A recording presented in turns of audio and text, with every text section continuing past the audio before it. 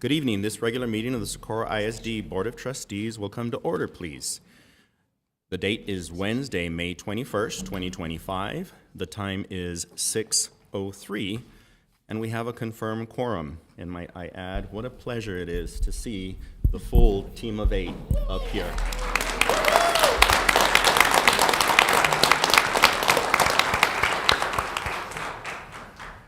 Thank you for joining us for this meeting, both in person and online via our YouTube stream. The full recording of the meeting will be available on YouTube and archived through the board website, where viewers have the option of watching the meeting with closed captions translated in multiple languages. Gracias por acompañarnos en esta reunión, tanto en persona como en línea, a través de nuestra transmisión de YouTube. La grabación completa de la reunión estará disponible en YouTube y se archivará a través del sitio web de la Junta, donde los espectadores tienen la opción de ver la reunión con subtítulos traducidos a varios idiomas.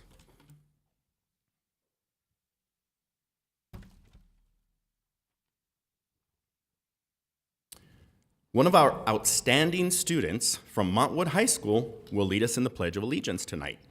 Senior Eduardo Hinojo is set to graduate this June on a high note, having established himself as one of the most accomplished student golfers in the history of Montwood's golf program.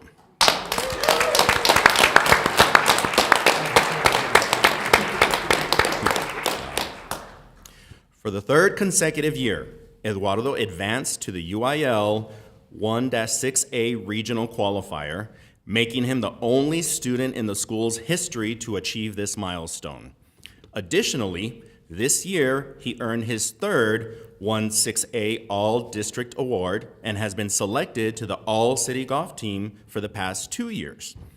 Eduardo credits his success to his strong support system, which includes his parents, coach, friends, and teammates. An aspiring entrepreneur and honor roll student, Eduardo is excited to begin the next chapter of his life. He plans to attend college in Arizona to study business management and join the golf team. Eduardo, we wish you the best of luck in all your future endeavors. Please join us in standing for the Pledge of Allegiance.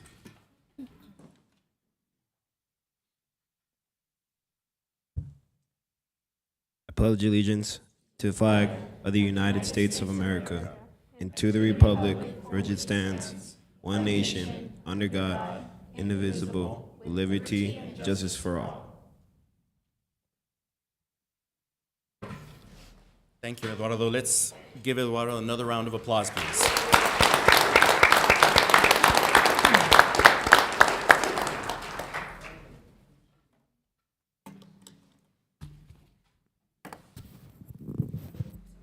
Ladies and gentlemen, before we continue, I'd just like to acknowledge the presence of one of our former board members, Mr. Craig Patton, seated right here in the front row. Thank you for being here, Mr. Patton.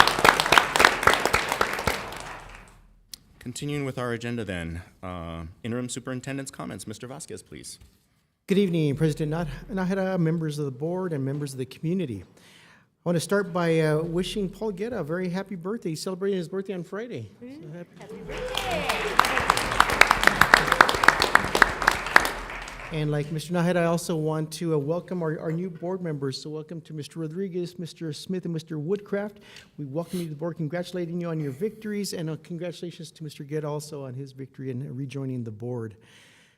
So we've had some great recognition and honors this during the months of April and May. First, I want to thank our partners in education. We had a celebration at the SAC2 on April 25th. It was a wonderful way to say thank you to the partners in education who are always helping our students in schools. Congratulations to the School Partnership of the Year at Horizon Heights and our Business Partner of the Year, Lowe's Home Improvement. We also celebrated the inaugural School Support Employee of the Year recognition, also held at the SAC2. It was a fantastic ceremony and a great way to celebrate the remarkable people on the front lines and behind the scenes in SISD. A big congratulations to the first ever SISD District Support Employee of the Year, Head Custodian with the Athletics Department, Jesus Salas.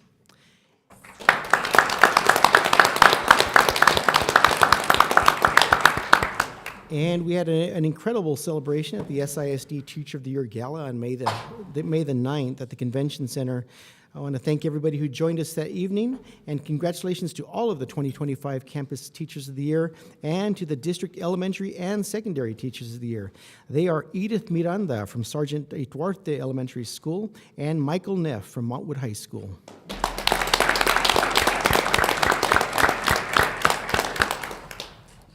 I'd also like to give a brief update about the data in the 2023-24 Annual Performance Report. As discussed at last month's regular board meeting, there were some inaccuracies that were identified and reported regarding staff information for 2023-24. The data has been corrected and resubmitted to the Texas Education Agency, and the updated staff information has been posted on the district website. You could find it in the All About Us tab, then under District Transparency and Annual Performance Reports.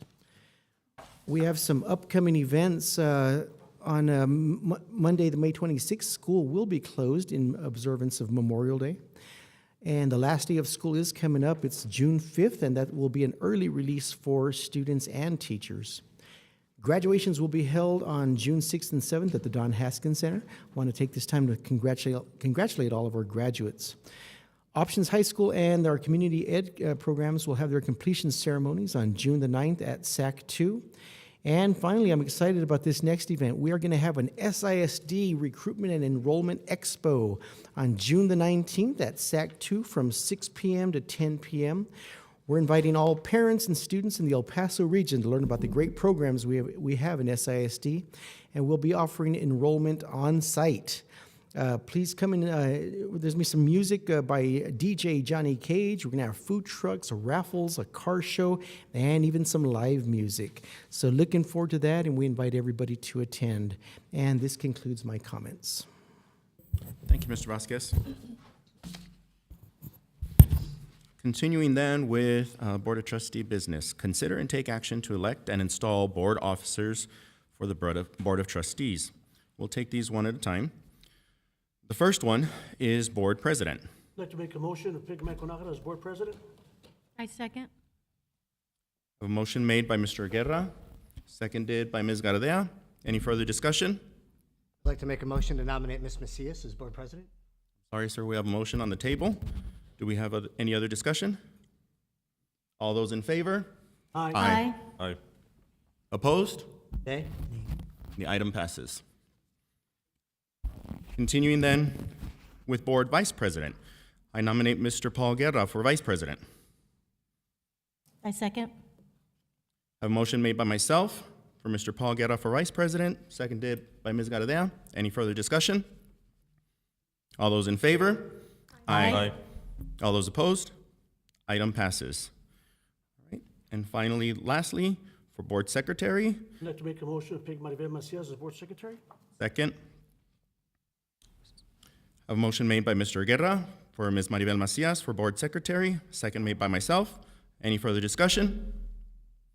All those in favor? Aye. Aye. Those opposed? And the item passes. Congratulations to everybody.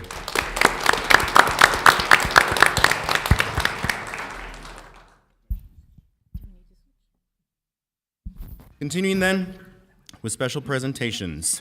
Mr. Escobar, please. Good evening, President Nájera, members of the board, and Superintendent Mr. Vasquez. Daniel Escobar, Chief Communications Officer for the district. We have one special recognition this evening, and it will be presented by Chief Academic Officer, Ms. Melissa Parham.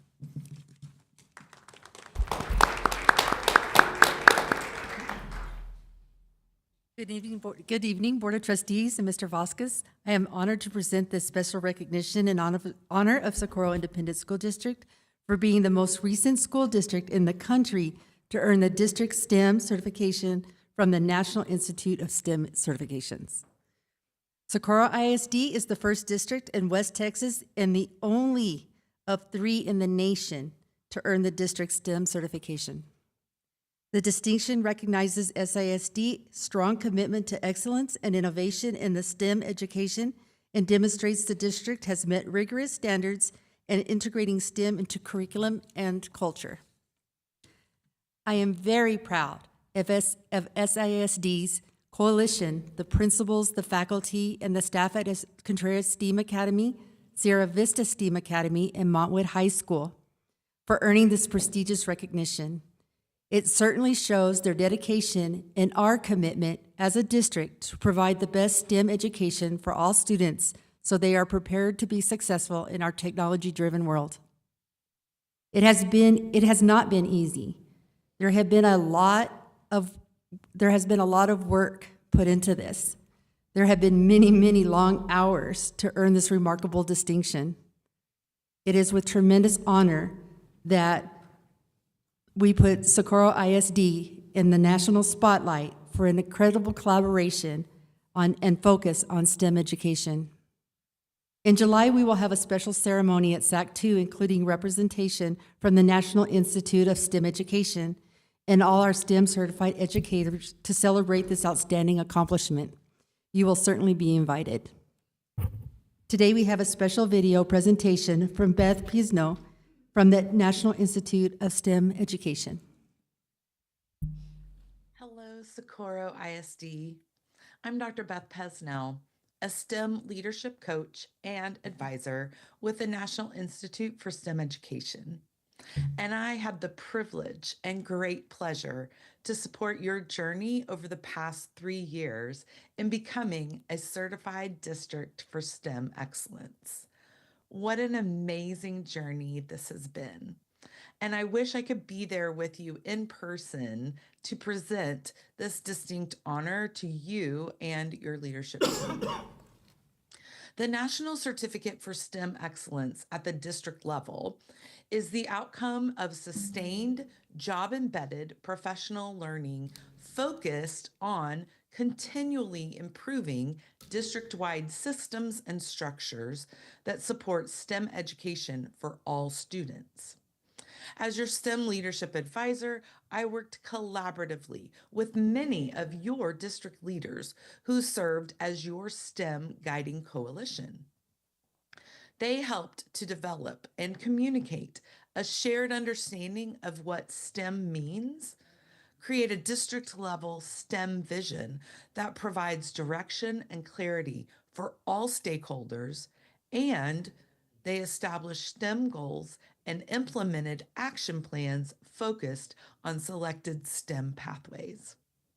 Along with this district-level engagement, a percentage of campuses and teachers must also complete the STEM teacher and campus certification process.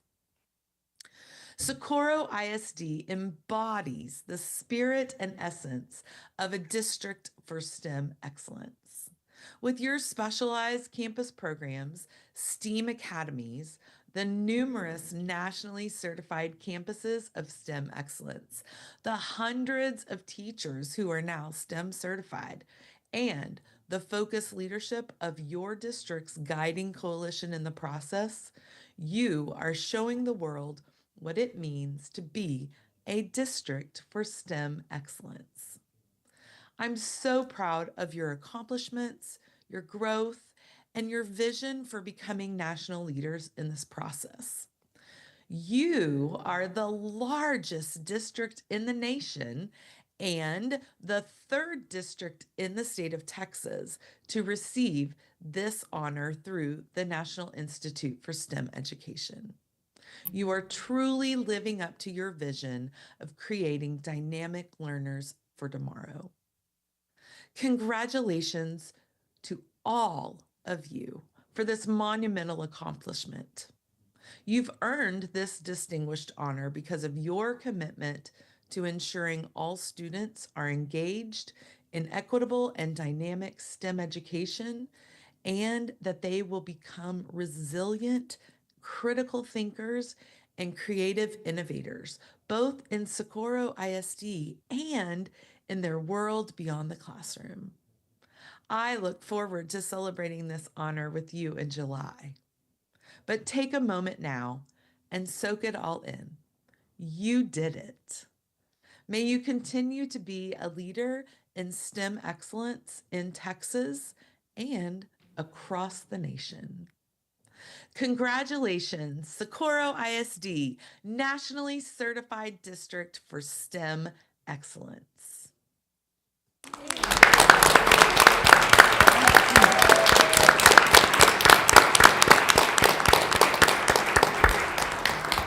Now it's my pleasure to invite our STEM Coalition to join me presenting the National STEM Certification Banner.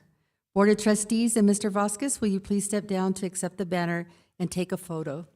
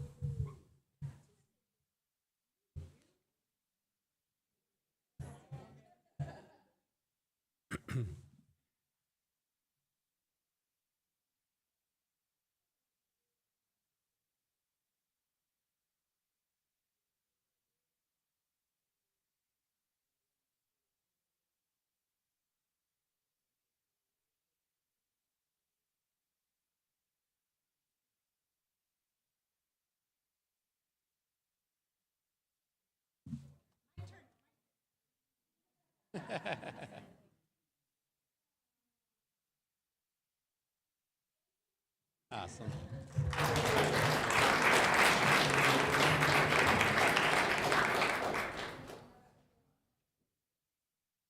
That concludes our recognitions for this evening. Thank you.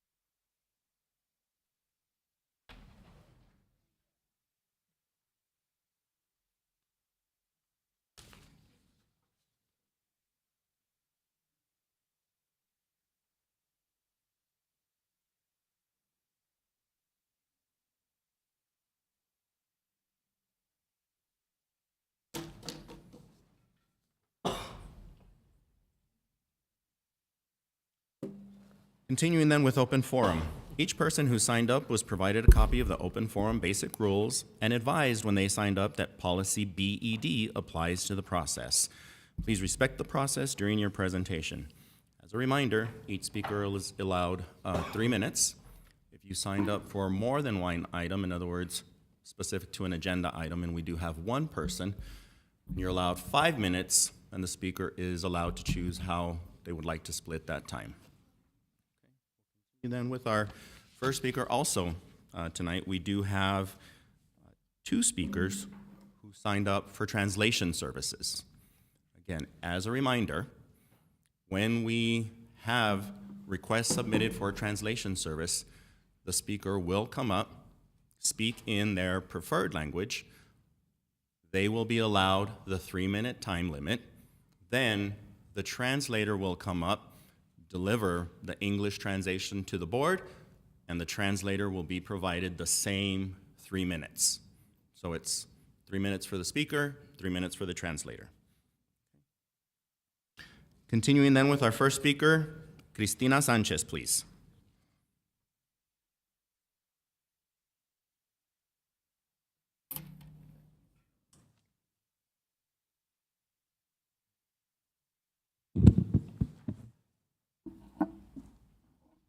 Buenas tardes, mi nombre es Cristina Sánchez, soy la abuelita y representante legal de Mía Sánchez.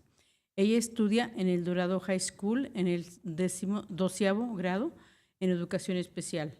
La razón por la que estoy aquí presente es porque tengo problemas para que mi nieta reciba los servicios que legalmente tiene derecho y están escritos en su reporte del IEP. Sabemos que ese es un documento legal y por lo tanto, si no recibe esos servicios, el distrito está fuera de cumplimiento. Mi nieta, Mía Sánchez, tiene 18 años y no se ha evaluado ningún plan de transición.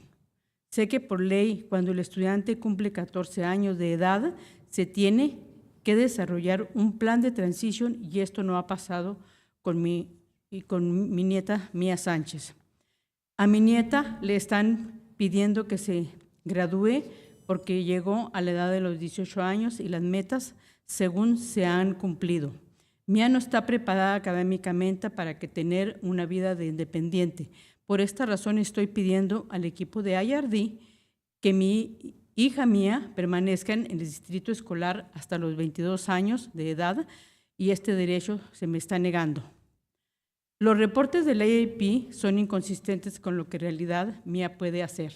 Por ejemplo, Mía no está preparada para realizar la higiene personal más básica, como lavarse las manos, limpiarse la boca o lavarse los dientes, y otras necesidades básicas principales. Una recomendación que también quisiera hacer es que los servicios para nuestros padres, los padres y tutores, nos entreguen traducciones completas. Nos entreguen los reportes de Progress Notas en español, todas completas. Igualmente, a mí en lo personal se me ha negado, como el reporte del nuevo maestro en el 2024, que nunca se me dio un reporte. ¿Qué pasó con el maestro? Ni qué avances tuvo la niña con ese maestro que trabajó tú a tú con Maya. También un día antes de los Juegos Paralímpicos de Maya, me dijeron que Maya no iba a los Juegos Paralímpicos, que no la trajera porque nadie le iba a cuidar en la escuela.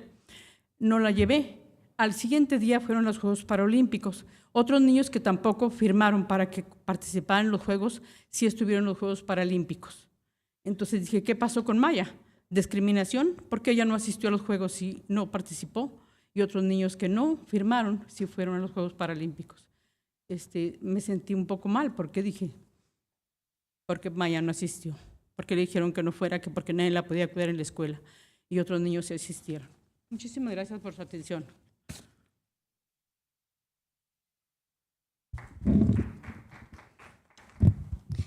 Good evening, Board President Mr. Nájera, Interim Superintendent Mr. Vasquez, and board members. My name is Joan Anguiano, Director of Bilingual Education, and I will be translating for Ms. Sanchez, to whom it may concern.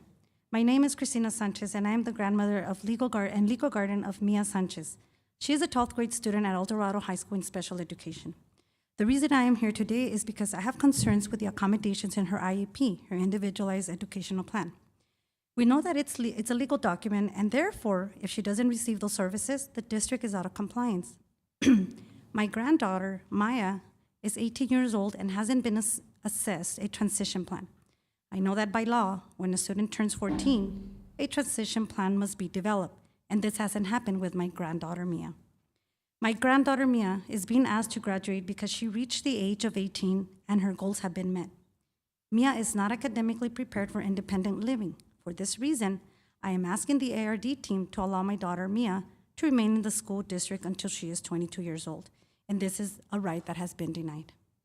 The IEP reports are inconsistent with what Mia can actually do. For example, Mia is not prepared to perform her basic personal hygiene.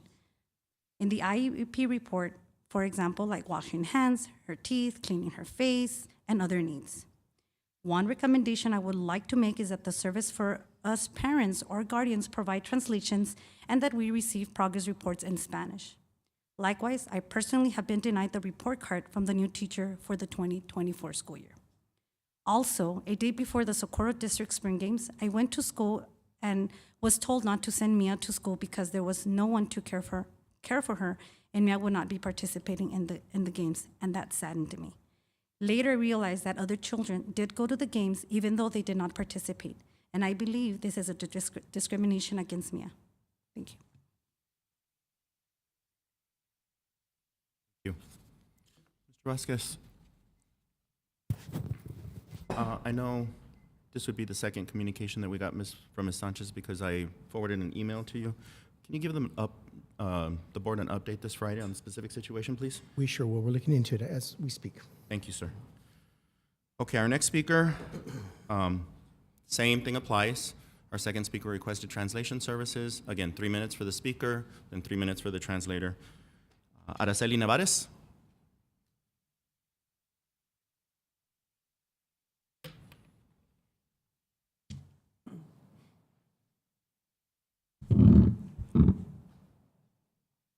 Buenas tardes. Vengo ante ustedes a expresar una preocupación muy profunda, ¿verdad?, que tengo relacionada con la educación de los jóvenes especiales, ¿verdad?, que cumplen sus 18 años en el distrito de Socorro. No es justo ni legalmente correcto que muchos de estos estudiantes estén siendo forzados a terminar su educación de preparatoria antes de lo que les corresponde por ley. La Ley de Educación para Individuos con Discapacidades, IDEA, establece que los estudiantes con discapacidades tienen derechos de recibir servicios educativos hasta los 21 años de edad.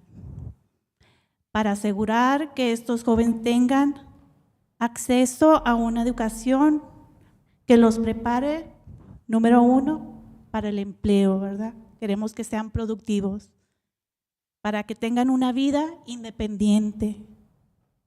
No queremos estar mamá, papá, siempre estar con ellos, queremos que florezcan, ¿verdad? Para que tengan una participación activa en la comunidad, que sientan un propósito en su vida, una razón para seguir adelante, ¿verdad?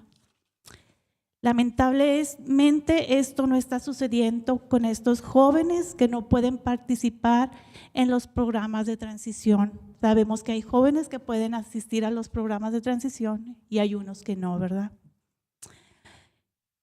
No se trata de casos aislados, ¿verdad?, sino de una situación que está afectando a muchísimos papás, a muchísimos jóvenes y familias, ¿verdad? En los IRD se les informa a las familias que sus hijos han alcanzado todas sus metas y todos sus créditos, y no hay otras opciones, no hay programas para ellos. Antes los llevaban a trabajar al Peter Piper Pizza o los llevaban a trabajar al nursery, a regar los árboles. Eso ya no existe para ellos. No hay nada para ellos.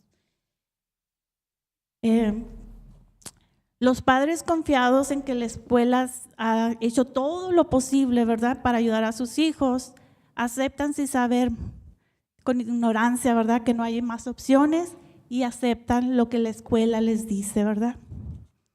Mi pregunta es, ¿por qué tantos casos? No son 10 niños, no son 20 niños, son muchos niños, muchas escuelas que están haciendo esto.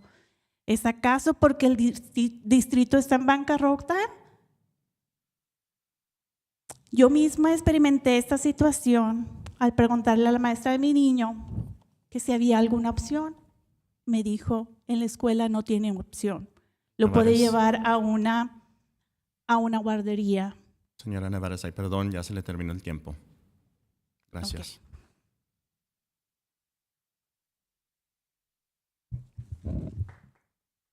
Okay. So I come before you to express a concern I have related with students with special services who are 18 years or older. It is not fair or legal that many of these students are being forced to finish their educational high school before they become legal. The idea states with clarity that students with special services have the right to receive services until the age of 21 years old. To ensure students have equal access to education for job employment opportunities, to become independent, and so that they can be able to be part of their community. Unfortunately, this opportunity is not being given to our students that can't participate in the transitional program. There was a time where students were given the opportunity to go to Peter Piper, they were taken to the park, and this is not happening anymore. This is not an isolated case. If not, it's affecting many students in SISD. In the ARD, it is informed to parents that their students have met their goals and have completed the necessary credits to graduate without offering them more options. Parents trust the campus principals that they have done everything on their hands to help their children and accept without the knowledge of knowing their options. So why so many cases? Is it because the district is in a deficit? I experienced this situation firsthand when I asked my child's teacher if there was an option. She responded with a simple no. I have the impression that the decision comes from the principal or the director of the program to reduce the cost. It seems that teachers are only following directives. I can't believe that so many students have met their goals at the same time. These are our most vulnerable students with very few opportunities, and it is unfortunate to see this in a massive numbers. What is happening is critical and unfair. This needs to stop, and the district has a more responsibility and legally to protect these students and guaranteed continued services that by law correspond to them. Please take action on this matter. Mr. Nájera, quería decirle al superintendente que provee a alguien a investigar esta situación y que por favor se comuniquen con ustedes para darle esa respuesta. Take care of that. Gracias.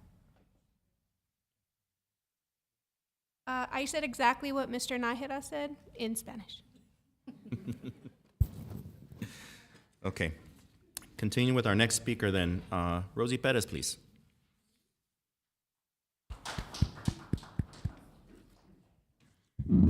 Good evening, President Nájera, Superintendent Mr. Vasquez, and members of the board.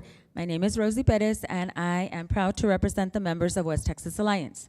First, I'd like to take a moment to extend a warm welcome to the newly elected members of the school board.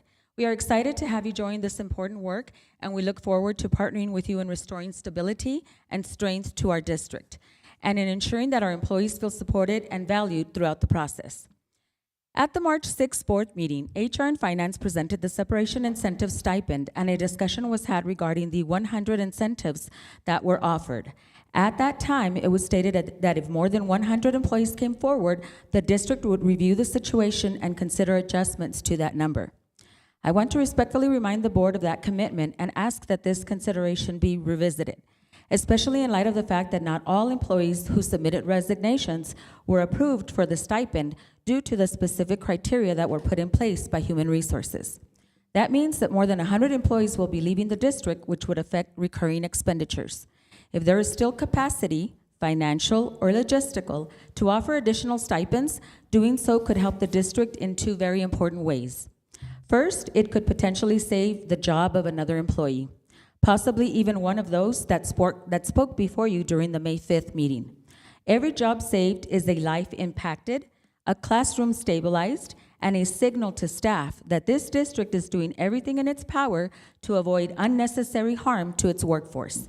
Second, and just as importantly, it would demonstrate good faith. Employees are watching and they are paying attention to how the district responds in difficult times. Offering additional stipends when possible would show that the district is not just making hard decisions, but that it is also listening, adjusting, and valuing the people who serve our schools every day. We know that these decisions are not easy, but when there is room for flexibility, using it to preserve trust, retain talent, and maintain morale goes a long way.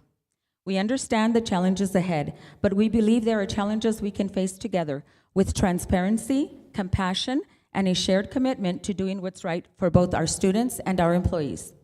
Thank you again for your time, and welcome to our new school board members. We truly look forward to working together. Thank you.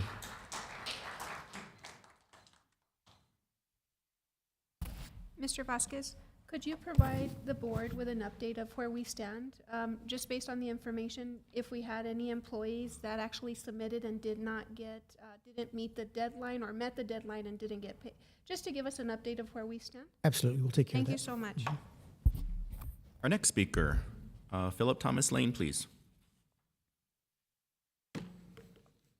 Mr. Lane, and I know you signed up for two items, one of them being agenda item 9E. Yes. Just for ease and clarity, if it's okay with you, I'd like to leave that one separately, 9E.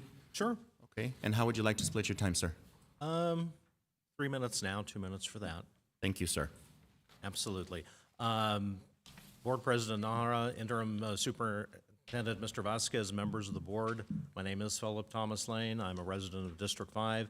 Mr. Rodriguez, it's so nice to see District 5 represented again on the dais, and of course, same with you, Mr. Smith. It's nice to see District 3 as well represented up on the dais. I was very excited last month when you had a presentation from El Paso Electric to talk about a new possible rate structure involving their solar farm. Electricity's got to be a huge expense for the district. I wasn't quite sure how much you all spend on electricity, so I did an open records request just to see how much do you all spend for electricity. And I got the information for like the summer months, like August, because I figured that'd be your most expensive month. And for people who may not know it, the amount of money the district spends for electricity for high school for just the month of August could pay for a teacher's salary for the entire year. There's a lot of money that goes into paying for electricity. So definitely I applaud you all for looking at wanting to cut the costs of electricity and utilities wherever you can, because I think public education is going to be in for a huge slug fight to reduce costs, to balance the budget, and move wherever you need to go. I would encourage you to also maybe take a secondary look at the same time to see if it would make any sense to look at a rooftop solar installation. Now, that would require a bond election because that's going to come at a pretty hefty price tag.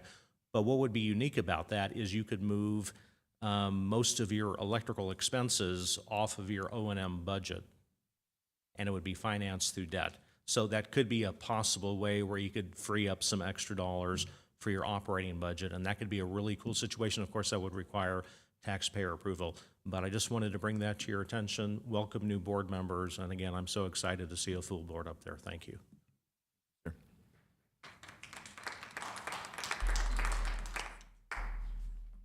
Our next speaker, Alfredo Agüero, please.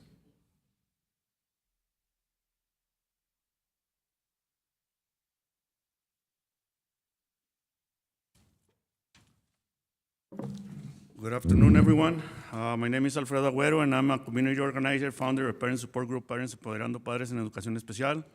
First, I want to say thanks to Mr. James Vasquez for approving the extension to continue a special education workshop for 2025-2026 school year. On the April 16 regular meeting, I was reviewing several bills, 37 to be exact.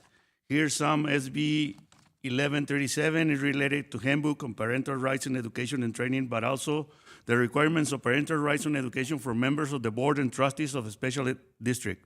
Another bill is HB 5125 is related to measures to ensure public school transparency and accountability, including school board and trustees meetings requirements.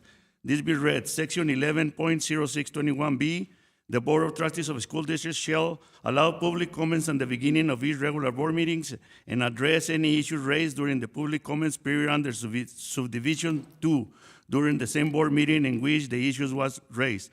I think that if the board is going to answer the people's comments, this person deserves the right to debate their position. 1 minute can be fair. I read important bills that are related about students sent to alternative education programs or transition from alternative education programs to regular education environment, including parental rights related to that transition. Some of those bills mention that the district has to inform the parents on how all this disciplinary action will work. In April 16 regular meeting, I was commenting about item H1, letter G, and read bill HB 4651. Part of this bill reads, the students' code must be posted and prominently displayed in each school campus or made available to review in the office of the campus principal. We are suggesting, if it's possible, to this code somewhere in campus, as stipulated Section 37.001, letter A, Education Code. We all know that the students ain't want to go into the principal office for any reason. In April 16 regular board meeting, on item H1, Mr. Nájera asked to Mr. Blanco, a school attorney from the district, how this is going to work, and Mr. Blanco responded that he's not sure, but if this information is on SISD webpage, that can be enough. This is one example why we need time to debate. It takes me a month to give Mr. Nájera and Mr. Blanco respond to their comments. The law is very clear. It has to be somewhere on the school campus or in the principal office. Be on SISD webpage, that's not an option. We are going to continue asking for workshop to parents to give them the information they need to help their children. A parent's rights to information regarding the provision of assistance for learning difficulties to the parent's child as provided by Section 26.004, letter B 11, and 26.0081, letter C and D. We realize the importance of our voices only when they silence us. Quoted by Malala Yousafzai. No damos cuenta de la importancia de nuestras voces solo cuando nos silencian. Citado por Malala Yousafzai. Thank you. Our next speaker, Elizabeth Paz, please.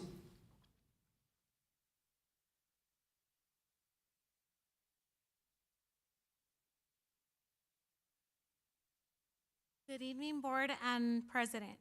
I come to you today as a community member that has several parents from your district coming to me and telling me about the transition, as well as these ladies here, about the transition services that are happening in your district. I don't know if your units are closing and you don't have any other place to place these students in, but I feel it is a disservice to these special education students who are being asked to leave and graduate at the age of 18. A lot of these individuals, I have met these students. They are not ready for independent living. They don't know or do not have some of the basic skills to be independent and live on their own. Granted, some may need some type of provider services and may need help in the future, but how is Socorro Independent School District helping these students? They are not. They are letting not only these students and these families down. I'm coming to you today to ask, what can you all do for these individuals, the most vulnerable population, special education students who are 18 years old, asking to graduate, who are not ready to independently live? They do not have job skills that they can use out in our community. They do not have even the basic necessities of being able to be potty trained or go to the restroom. Some of these individuals are not even able or capable to independently wash their hands. What are you all doing as a board to make sure that these individuals do not fall into the system, not fall into the cracks? Keep in mind that any type of funding and money that is coming to you all, these are people that could be out in our community, working at grocery stores, working, stocking, doing things. Your sister school districts have programs where they are showing individuals with disabilities how to do basic job training. Can we see that in Socorro Independent School District and see how these individuals do not get let down or fall through the cracks? And let's bring back Socorro Independent School District to be one of the best districts in the SPED department. Thank you.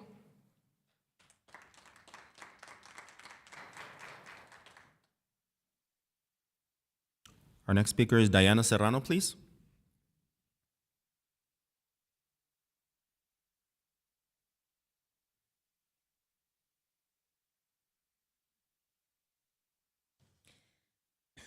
Good evening, members of the board and everyone else present. I stand before you today as a concerned parent, advocate, and member of this community. The recent decision to dismiss teachers and consolidate special education units is one that will have lasting consequences, not just for the students who rely on these services, but for educators who dedicate their lives to supporting them. What are the consequences of consolidation? Well, they include loss of individualized support. Special education is not a one-size-fits-all. Each student has unique needs, and consolidating units reduces access to specialized instruction. Larger class sizes means less individualized attention, making it harder for students with disabilities to receive the tailored support they require. Increased teacher burnout. Special education teachers already face high workloads and emotional demands. With consolidation, fewer teachers will be responsible for more students, leading to burnout, decreased effectiveness, and higher turnover rates. This instability hurts students who thrive on consistency and routine. Disruptions to student learning. Many students with disabilities struggle with transitions and changes in routine. Loss of community and connection. Special education units are the safe space where our students build trusting relationships with teachers and their peers. Consolidation will break these bonds, forcing students to start all over in unfamiliar settings. Reduced access to resources. Consolidation often means cutting programs, reducing therapy hours, and limiting access to assistive technology. Students who need speech therapy, OT, or behavioral interventions may face longer wait times or even fewer sessions. I urge the board to prioritize the well-being of students and teachers. Special education is not an area where we can afford to cut corners. It's an essential service that ensures equity, inclusion, and success for all of our learners. We need to retain specialized staff to maintain individualized support. ensure smaller class sizes to protect our student progress, provide additional resources to prevent burnout among our educators, engage parents and teachers in decision-making to find solutions at work. Tonight, I urge all of you not just to consider, but to approve the extension of special education professional specialist services at $575,000 per year, not less. This investment is not an expense. It is a critical necessity for students with disabilities and also the educators who support them. Our students, our teachers, they deserve stability, support, and a system that works for them, not against them. Thank you.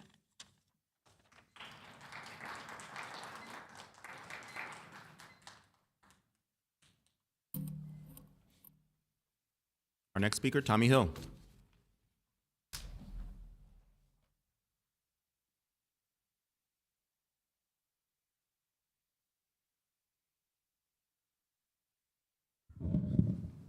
How we doing?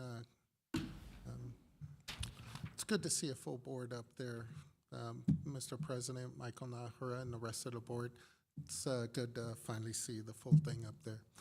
I just want to talk about something simple and something that's hampering a lot of our members in transportation in the lower salaried bracket, and I don't want this happening to teachers either.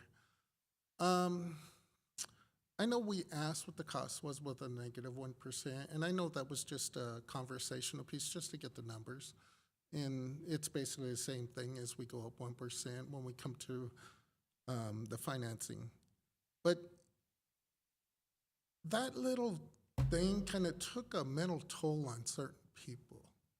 So when we actually come down to it, to be honest, the district's not in a very happy mode lately. So even something as small as going back 1%, it's just gonna put that in a worse mode because everything that's going on in life right now, especially the lower tier people, they struggle. Let's not make them struggle more. And I know we did a lot of things. I know we're not as in bad a shape as the other districts are. We're just on the news more.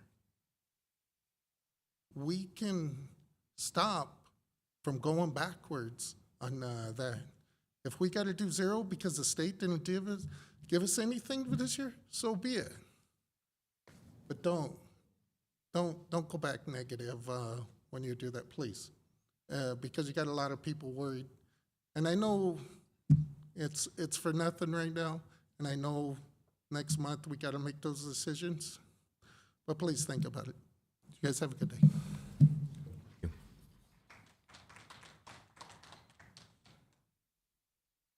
Our next speaker, Mr. Craig Patton.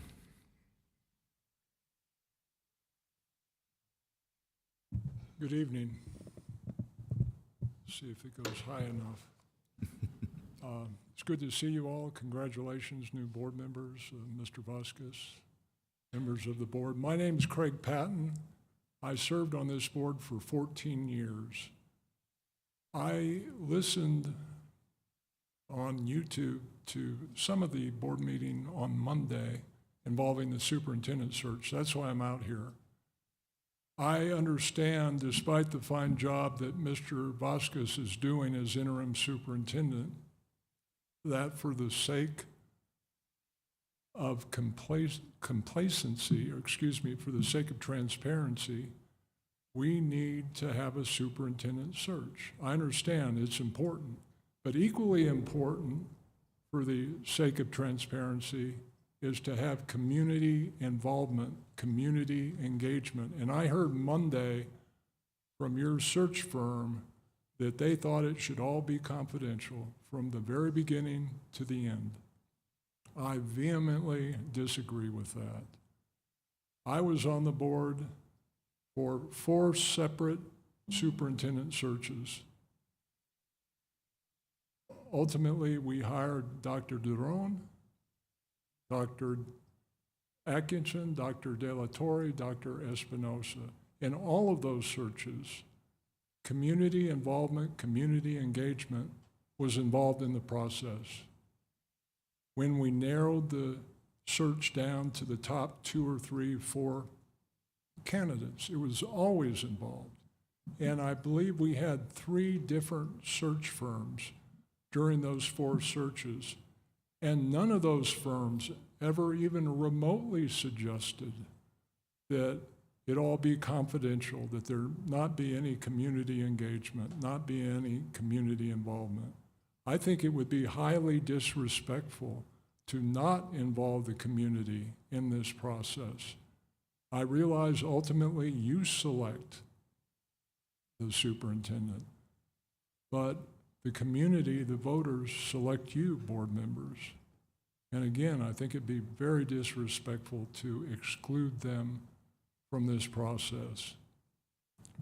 And the argument that, well, you don't want to allow their employers to find out that they're applying for a job at Socorro ISD, it was my experience during those 4 searches that we were always, just about always, looking at individuals who had never even served as a superintendent, much less an interim superintendent or even a deputy superintendent. So the school board, the superintendent at their respective districts, they're not going to begrudge them at all for wanting to get a higher position, to advance in their career. They're not going to begrudge them at all. So I'm sorry, I guess I'm cut off by the 3 minutes, but I believe I made my point. Thank you, Mr. Patton. Our next speaker, Bonnie Perez, please. Bonnie Perez.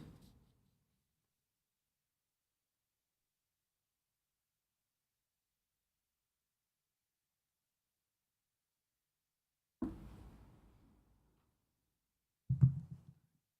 I wish I was this tall.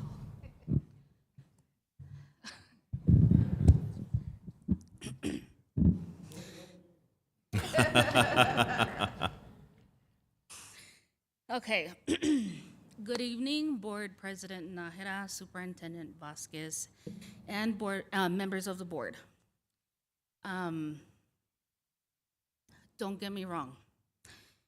I love this district. My own son is a proud Socorro student, and he's about to graduate. Go Trailblazers. He also happens to be on the autism spectrum and has received special education services here since 2011.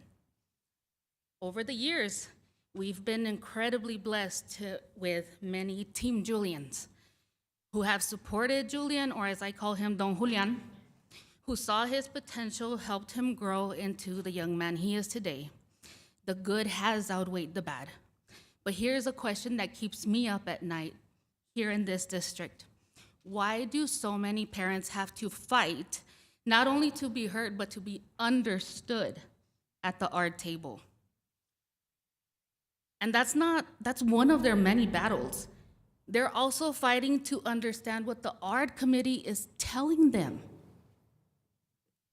As a result, parents feel frustrated, they demonstrate their frustration, but then they're seen as adversarial. For example, as you've heard from previous comments, many students are being graduated when parents feel they still clearly need support. But a lot of this is due because parents are not being fully informed on what graduation entails. I've sat with families who did not understand what graduation really means for students with IEPs or who are on modified curriculums. I've heard moms cry because no one explained that once they sign that paper, their child is no longer going to have access to these services. And time after time, Spanish-speaking parents are left even more confused because they weren't given a real opportunity with an interpreter, just paperwork. Procedures must be followed, and for the most part they are, but handing over paperwork does not mean the parent is fully informed and participating meaningfully. That's not equity, that's not inclusion, and that's not the Socorro ISD I know and love. I'm not here to criticize, but I'm asking you all to do better. If we can create a more supportive and empowering experience for these parents. For one student, we can do it for all of them. We have to make sure parents understand what they're being told instead of just handing over paperwork. Interpretation for Spanish-speaking parents, because it's their right and it's not something that they should have to request at every meeting. Every single student in your district deserves a champion. You guys have to do that. Thank you.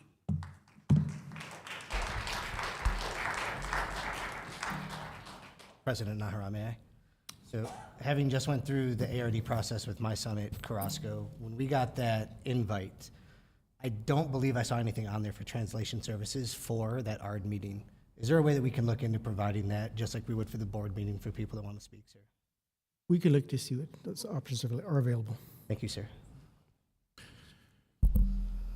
Mr. Lane, again, I'll call you up when we get to the agenda item, okay? Thank you. Continuing then with our agenda, district reports, 2023 A through F accountability. Ms. McBain, please.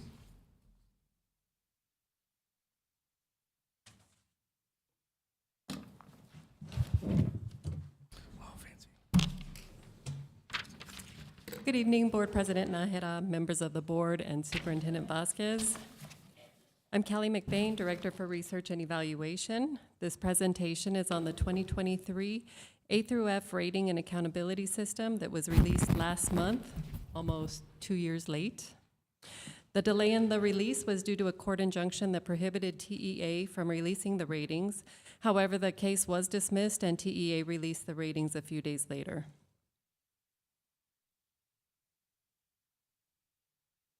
A couple of things that made the 2023 accountability system different from 2022 is that there was a STAR redesign that went into effect that year, a transition to all online testing, a cap on the number of multiple choice items that were assessed, and writing was required on all reading assessments. Another change was that the 2023 year was the first year of what TEA referred to as an accountability refresh year.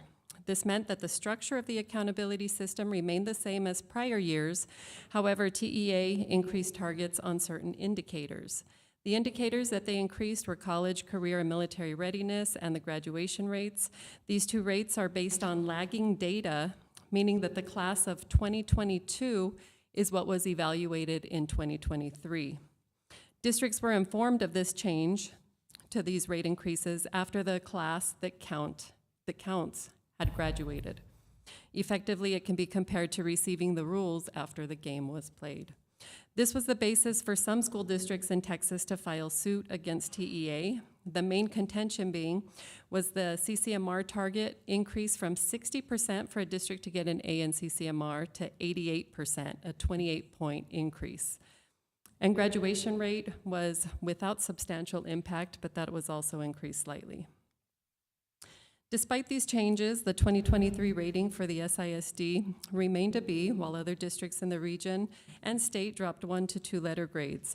This rating is comprised of STAR, student achievement data, college career readiness data, and graduation rates primarily.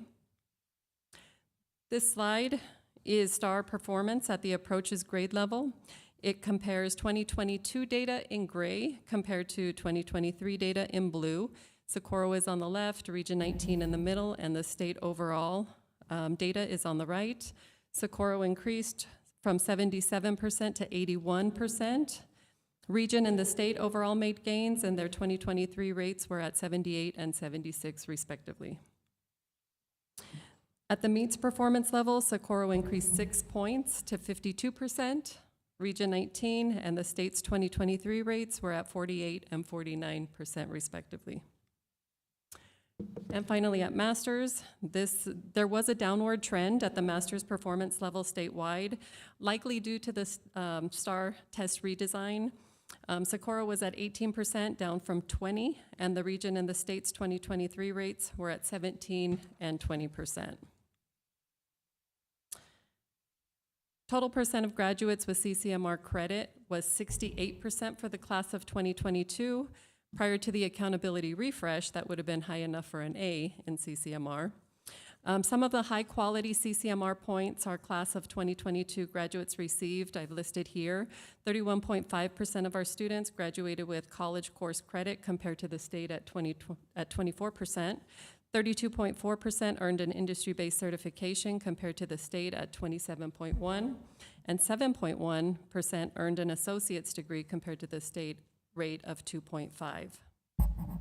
Graduation rates for the class of 2022 was at 92.5%, and students that needed a little extra time to graduate represent those 5- and 6-year rates at 93.7% and 95.8% respectively. For future A through F rating releases, the 2024 rating release is to be determined. There is a court injunction prohibiting TEA from releasing those ratings due to a separate lawsuit. And we expect 2025 ratings to be released in August without any delay. Do y'all have any questions? Thank you. Just truly want to highlight the great things that we're doing here in Socorro. This is a great feat, especially with a redesign. And that was, if you could go back to, you know, total CCMR points, earned associate's degree, those are all of the great opportunities that we have here at Socorro that not others, others might have, but they truly are not as successful, or our students aren't. So just want to give kudos to all of you, because that's a great feat. On the graduation rates, which one is the one that we use for accountability? Is it the 4-year or the 5-year? Actually, 4-, 5-, and 6-year rates are all used for accountability. The state does take the highest rate for Domain 1. And then graduation rate, it counts slightly in Domain 3, and there they do take the 4-year federal rate. Again, kudos, because we're graduating our kids, they're being successful, they're getting college credit, which for parents, cha-ching, they're saving us money. So good job, Socorro. 2024 A through F to be determined. Yes. Projected? It is rumored that that would be released soon because the 2023 ratings were released and that lawsuit was dismissed. So we do anticipate that relatively soon. Are we still a solid B for the projection? Oh, yes. Awesome. And then my understanding is on Friday, we're going to get end of course, right? Yes, ma'am. And then the following Friday, we're going to get the grades 3 through 8. 3 through 8. So just, you know, just share it with us. I Yes, ma'am. think that's great things, and I think it's going to be opportunity for us to continue to celebrate the great things that Socorro does. Yes, ma'am. Sorry, I had to do the PSA. Thank you for that. Love the data. Thank you. Thank you.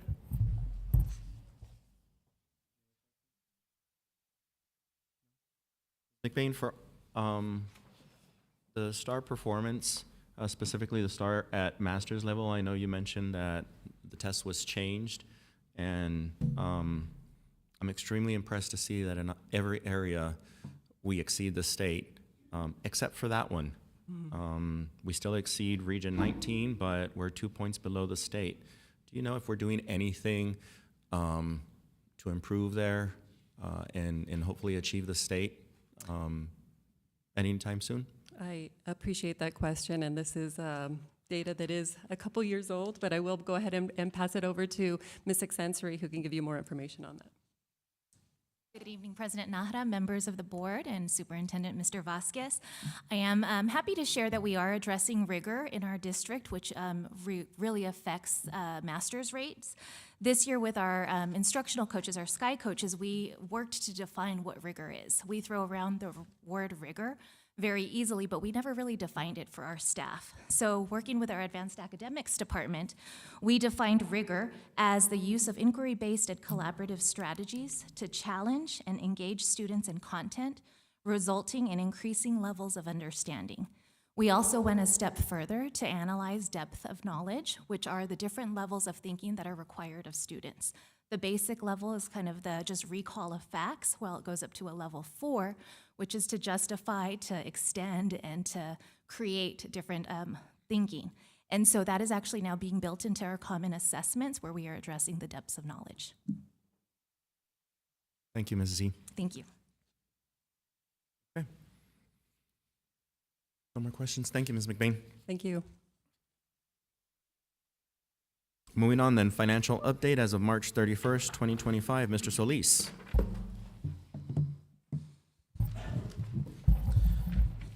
Good evening, Board President Nájera, board members, and Superintendent Mr. Vasquez. David Solis, Chief Financial Officer for the district. This evening, I'll be walking you through our quarterly financial update and investment report for the period ending March 31st, 2025. As of March 31st, general fund revenues exceed expenditures by $24.8 million. This is expected at this point in the year since we've already received the majority of our property tax revenue. I'd also like to remind the board that the district does not receive state aid payments from TA in April. Given this, and since most of our property tax collections have already been received, we expect minimal changes to our revenue totals in the coming month. In the child nutrition program, we've brought in $27 million, mostly from federal sources, and have spent $22.6 million so far. In our debt service fund, we've received $71.7 million in revenue, mainly from property tax collections, and have made $54 million in debt service payments. We are currently working with our financial advisors to pay off or defease approximately $10 million in district debt. We spent about 70% of the general fund budget, which is slightly higher than the same time last year. When comparing this year's expenditures to the same time last year, we spent approximately $15.5 million less on payroll. This reduction is primarily due to the district's hiring freeze and lower substitute costs. In addition, we spent about $18.6 million less on other operating costs. There are a few key factors contributing to this. Contracted services are down, but that's mainly due to the timing of payments. We expect those expenses to even out over time. Supplies and materials were slightly higher last year because of one-time investment in furniture for our academies and new campuses, totaling around $1.2 million. For this year, a few months of transportation costs still need to be recorded, so those figures will increase in the coming months. Finally, capital expenditures were higher last year as a result of the purchase of the electric buses and construction-related expenditures at Eastlake Middle School and Ben Narbeth Elementary. State funding makes up about 69% of the general fund revenue, with most of the rest coming from local property taxes. So far, we've collected 97% of budgeted property tax revenues and expect to collect slightly more than 98% of the taxes levied by year end. This chart shows what we spent and what remains in each major category. Overall spending is tracking below where we'd expect at this time of year. Child nutrition has spent about 60% of its budget. Non-payroll costs are down by about $622,000 compared to last year. Roughly 93% of child nutrition funding comes from federal sources. This slide shows how the budget is being used. Spending is slightly below what we'd expect for this point in the year also. So this chart shows our debt payment schedule through 2046. You'll notice that payments are spread fairly evenly over the years, which helps us manage our obligations. For our new board members, it's helpful to note that the district makes debt service payments twice a year, August and February. In August, we typically pay around $37 million, and in February, we pay about $17 million. Now that the debt service payments for the year have been made, very little remains in the budget, and this would be in line with expectations. We began the month of March with $192 million in investments and ended with $189.7 million. The district earned $735,000 in interest earnings during the month, with investment returns ranging between 4.06% and 4.65%. So for our new board members, I'd like to share that the district follows an investment policy, Policy CDA, which requires us to provide quarterly reporting to the board and the superintendent. We began the quarter with a balance of $193.5 million and earned approximately $2.5 million in interest through our investments.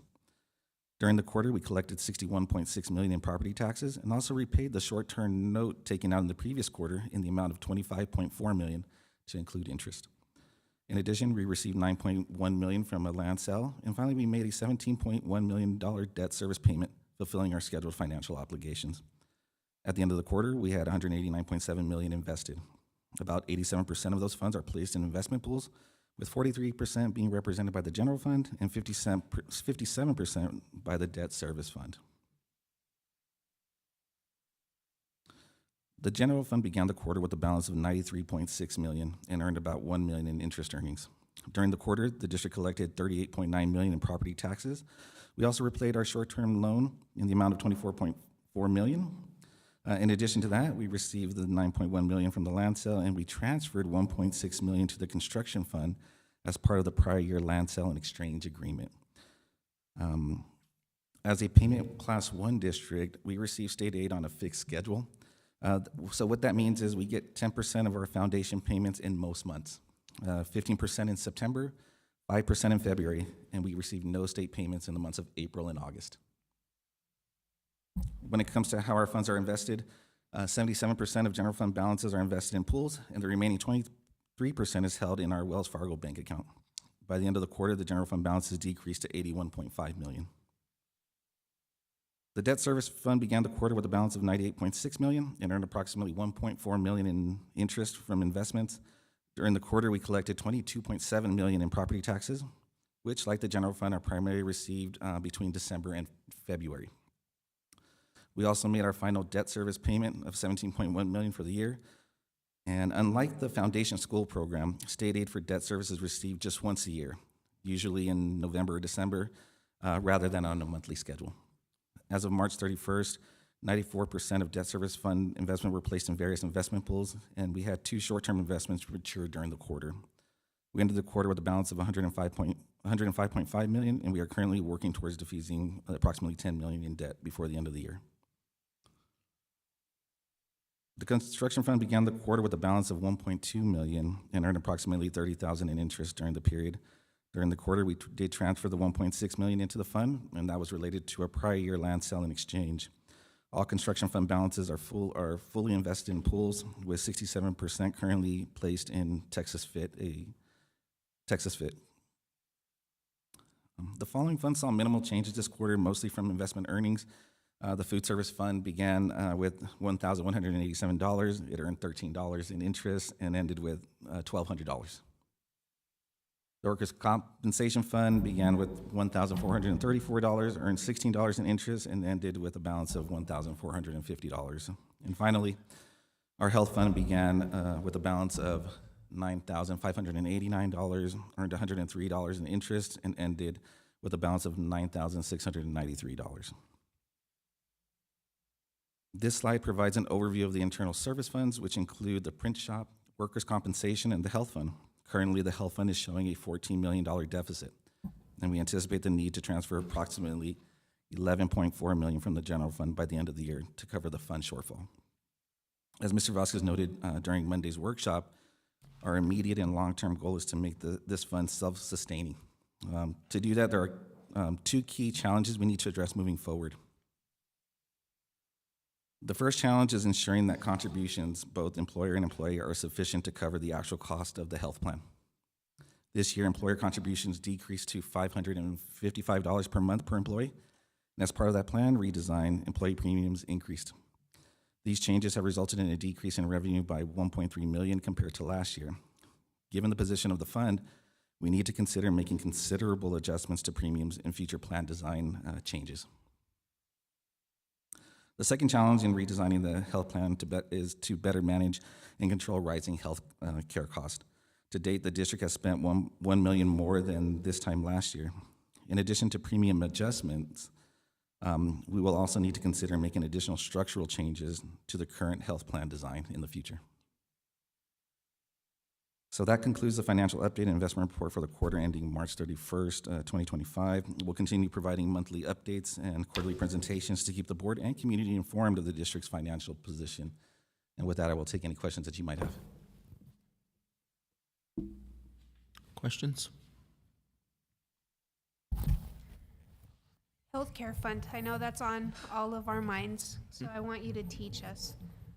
So with the healthcare fund, the way that I'm reading it is in 2024, 8.9 employee contributions. This year, 9.1, so that's a good thing. That means we're all helping to the cause. Employer contributions, it went down by 1.4. That's a good thing. For the budget, it's a good thing. The reduction was more than what the increase for the employee premiums was. So the net effect was a decrease overall in the contributions. So for the general fund budget, it was a good thing because we did reduce our employer costs, but it has negatively affected our healthcare fund. So what do we need to do, or what does that look like? What is your recommendation there? So in the coming months, we've been working with Ms. Stiles and Mr. Carmona, meeting with our consultants to provide a plan in the future. So we will be having a healthcare fund committee starting in June. As part of that committee, it will be bringing different options to that committee so that we can present to the board what those options would entail. But I can tell you that we are looking at increasing premiums considerably, so that it can align with the actual cost of each plan. Whether, you may not see as much, maybe in the employee only and the employee child, but we are definitely going to have to look at some, I would say, considerable increases potentially in the employee spouse and the employee family, because those costs are typically higher in those categories. Additionally, we've mentioned plan design changes. There are certain prescription medications right now that are costly and a little bit easier to get right now, and so we're looking at putting design or structural changes within the program to put other additional requirements before receiving some of those medications. Some of them that we've heard recently are used for both diabetes and weight loss, and so those are called our GLP-1, and they are rather expensive. But in order to address the cost of those, we can create additional requirements to access that medication, depending whether it's for weight loss or diabetes. That's just one example.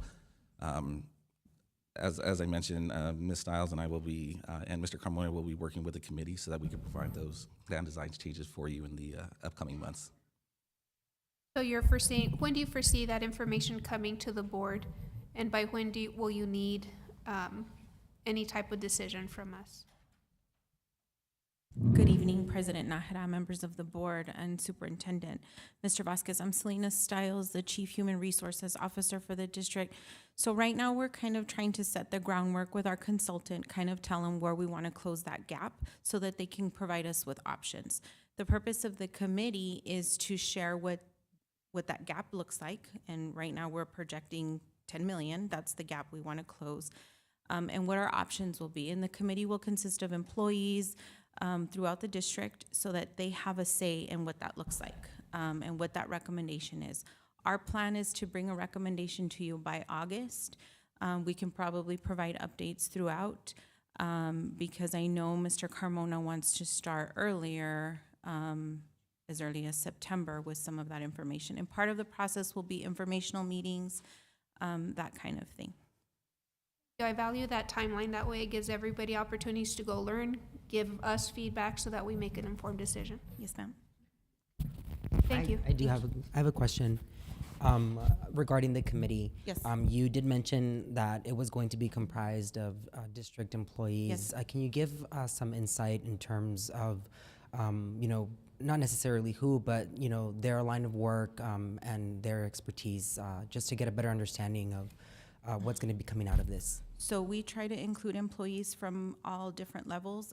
We did have a small committee last year when we were doing this process. We tried to include transportation, teachers, that kind of thing. So we try to include everybody from across the board just because they will all be impacted in different ways, but also so that they understand the challenge. The other thing to consider is going forward, this is going to be a normal conversation because healthcare costs continue to increase. We don't know what tariffs will add to that an additional cost. And when you look at what the district's contribution is right now, it's $555 per employee, but we continue to infuse the health fund from the general fund. So that contribution is much higher than the $555.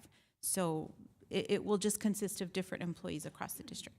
Okay. And you mentioned to us a report, hopefully by August.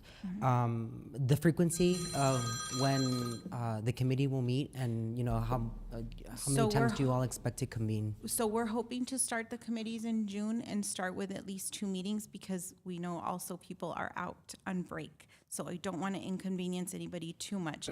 But I also felt like if we started in July, it's too late. So we're hoping to at least have 2 in June just to introduce the plan and kind of what we want to do, what we want to accomplish. And then we'll pick up in July and probably have them more frequently. It's really going to depend on what our consultants come back with as the options, and the type of questions and discussion that take place during our committees. Thank you. Yes. Thank you. So I know, Mr. Solis, you talked about having some additional requirements when we looked at medication for diabetes and weight loss. My biggest concern is that adding more bureaucracy is going to slow down that process for people that need the medication. And so can you expound on that a little bit more? Are we looking at alternate methods before medication, or what does that look like? So I'll speak to that, Mr. Woodcraft. So again, these are just preliminary conversations and some of the things that we can do to kind of start getting ahead of some of the costs. So for example, a GLP-1 for somebody who is using it for weight loss would have to meet a specific criteria with respect to BMIs or underlying conditions.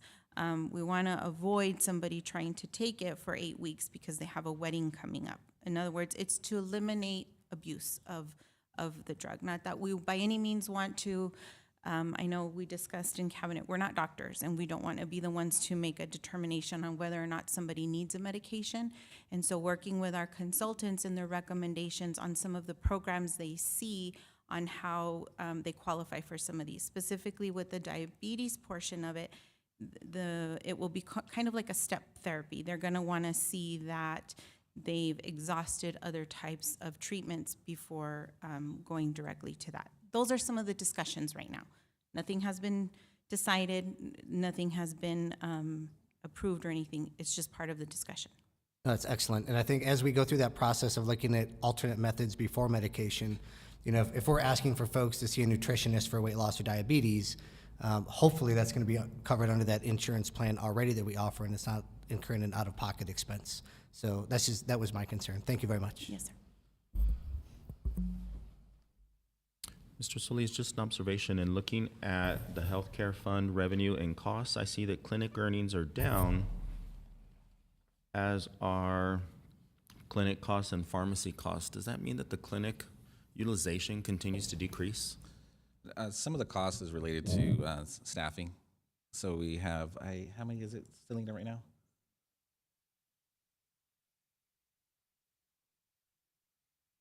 So we're down to a physician assistant, a pharmacy tech, and a couple aides. So that's why you're seeing that cost. And because of that, less people are being seen too, because we have less providers. Any other questions? No. Thank you, sir. Thank you, guys.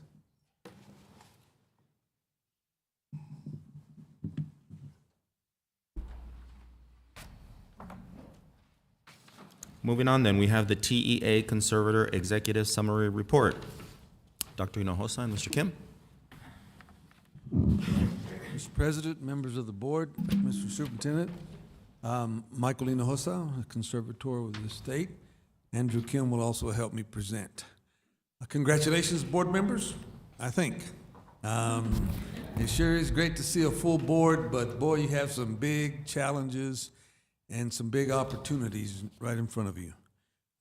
In the next 2 months, you're going to make some major decisions about who your next superintendent is and about your next budget. And so I'm here. Now that we have a full board, we will start reporting to you monthly on the exit criteria for our exit.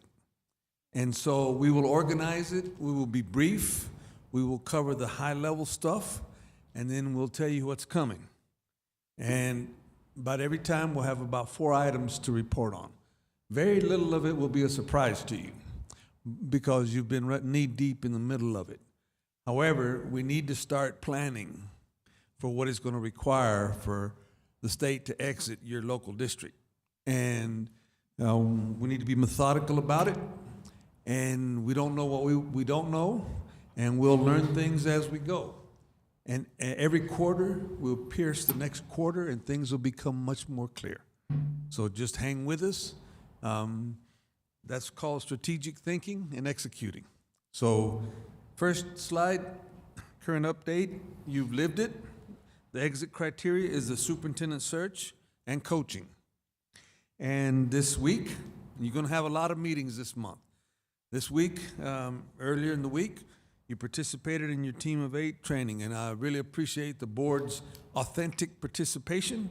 It was very encouraging, the way each of you worked together on that activity. In the last few months, there's been a lot of community listening tour that was completed. We also talked about the low voter turnout on this last election. We also talked about here's a great opportunity for the district to get more authentic engagement from multiple members of the community. So we're going to help you set up some processes for that to occur. We saw some the summary of the feedback, and also you met with a search consultant that was alluded to earlier tonight. And so that process has been going slow, and it's going to go a little bit slower, and then it's going to go real fast. So just get your seatbelt on and get ready for that. Next for you, I'll talk to the Texas Association of School Boards. The deadline for the application is the 2nd of next month, and on the day after, you will get an access to the portal so you can start reviewing all of the people who applied, and you'll get that directly from the Texas Association of School Boards, and so you'll have a week before you have to decide who you're going to decide for an interview to look at their credentials. I will be at every one of those search meetings, trying to sit in the background, hoping to advise you. The interview dates have been tentatively set up, and thank you for your compromise and making sure that this is a priority. And then we need to schedule in the immediate future the Lone Star governance training sessions for the board members. The second exit criteria is adoption of best practices and procedures. And you talked a little bit about it. You're going to have to take action on the reduction in force results, and that's coming up pretty quick. Budget workshops will occur. And for the new board members, there's a budget activity that will help teach you a lot about how these budget works. Some of you saw that last year when we did it, but we'll do that every year, and we'll participate with you in that process along with your staff. And yes, Mr. Solis just pointed them out, and you asked the right questions. There's still some lingering issues with the deficit in your health insurance program. And we also just got word today of some compromise. Unfortunately, they're going more with the Senate plan on House Bill 2 than the House, which would have given you more discretion. So we'll get a template. The staff will go over that. That'll be some new information, but don't get your hopes up too high that there's going to be much discretionary dollars from the legislature. A lot of that's going to be earmarked for certain particular programs, but there will be some additional revenue, and we don't know what we don't know, but until they adjourn and sine die occurs, we'll still be evaluating that, and you'll be going along that ride with us. We also want to recommend that you form a task force, a community-based task force to help you make important and tough decisions so that you don't have to carry the brunt of all of that. We'll talk to you about the mechanics of that more specifically as we go, but as you look at the future, that is something that you need to also include. Also, Mr. Kim and I are working with all the superintendents in the county. We have a new phenomenon, and this declining enrollment is not just a Socorro problem. It's an entire county problem. And we will be bringing a workshop this summer. We're going to invite every one of you and every board member in the county so that all of you can see the declining birth rates And now with the immigration issues, there are a lot of things that are going to impact you, but you're not going down this road by yourself. You saw what Isleta had to do. You've seen what El Paso's had to do. You've seen what Canutillo's had to do. And so I think it's better if we all have the same data, that we're working from the same sheet of music, that we can all make decisions together in this county for the best interests of this entire community. And so the data will be difficult, and one of the lessons from good to great is confront the brutal facts, but never lose hope, ... We got to figure out how we get ahead of this. And we'll be working with you and inviting you to a very important seminar. We're going to invite a lot of our elected officials that are outside of public schools, so they can see what this community is facing, that we already see, and so that we'll be helping you with that. I'll let Mr. Kim talk about the next exit criteria, and I'll return for the final one. Good evening, board members. Once again, congratulations to all the new board members as well. My name is Andrew Kim, your state-appointed conservator from the Texas Education Agency.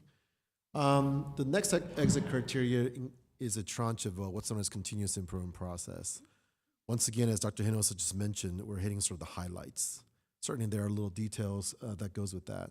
And for the new board members, an executive summary that was presented to the board, I'll make sure that you get a copy of that as well, too. One of the main reasons why we are here as conservators occurred in the past with what's known as a loss of credit, graduation requirements, and so forth. I will just say that your team, the staff here at the Socorro Independent Schools, have actually done a lot of the work, even before our arrival here as conservators, in terms of putting in systems in place. At this particular point, when it comes to graduation credit reviews and processes, those are being monitored in a very efficient manner. There's been a lot of discussion among your staff with certainly your senior leadership team and your campus principals. We're monitoring that and talking about those issues, and I think that's been a good ongoing process. We want to make sure that that process does not yield any type of event that the school district saw a few years back, I believe in 2019. The next item really speaks to some of the concerns that was brought up in public forum earlier today. One of the things that the district is working on right now through the process is implementing what's known as a MTSS, or multi-tier support system for students. This essence is actually trying to capture how we evaluate and support, especially students who are potentially in the special ed department. And I think this is an area that's been brought up in public forum. This is an area, of course, is another process in place as a continuous improvement to ensure that not only students are getting the support that they need, but the resources are aligned to that. So MTSS is sort of the evolutionary version of what's known as an RTI in the past. So this, once again, is a comprehensive wraparound system to really make that work. I talked to Ms. Parnham earlier today. Certainly that work is being taken care of at this particular point. I know there will be more details be presented to you as well, too, in terms of what that looks like going forward. But once again, the additional work that needs to be done still, especially with transcript reviews. While your students are not necessarily growing overall enrollment, you do have students coming in and out, looking at credit reviews, so it's still very important. Once again, this is an area that we are making sure that no issues occur, especially while we are here. And so we want to make sure that transcripts are reviewed, credits are getting assigned properly as students are graduating. And one of the other things that we want to be very thoughtful as part of the overall continuous improvement process is how we conduct training with our teachers. I think this goes to issue of time and money as well, too. And we want to be very thoughtful about that and working with your staff. One of the big things that I think your school district have done the last 2 years now, or twice, is what's known as a master plan calendar. I think each one of you have received, and soon will be receiving, the next 25-26 school year master plan calendar that shows all the events and different things going on for the school district, which aligns everyone's schedules together and so forth. But those are the things that I think helps create, once again, a continuous improvement process, create an efficiency, and hopefully even showcase some levels of savings in terms of costs, but also time as well, too, which is another valuable commodity in that regard. With that, let me just turn it over to Dr. Hinosa to finish out and see if you have any questions at the end.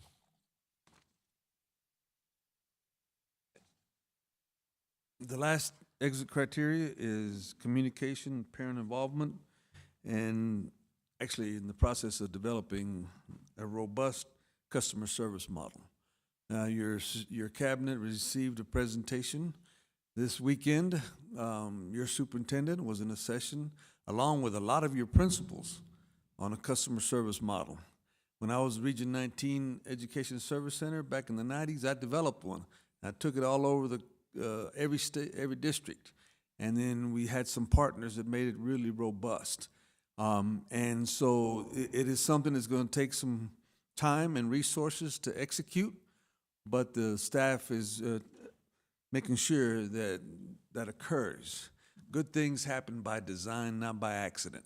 If you can design a good system like this, it will exponentially increase the participation of all of your stakeholders, and you will have a way to document that, and so that you know you don't have to listen to the squeaky wheel, because you'll have multiple data sets of what your stakeholders are saying, and even in real time. And we've shown them some companies that have had great customer service, and they changed their model, and then they suffered. We've seen others that created a new model, and the support they got from their stakeholders just grew exponentially. So this is something that you are a business. You're a big business. You're one of the largest employers and one of the largest budget in this part of the county, for sure.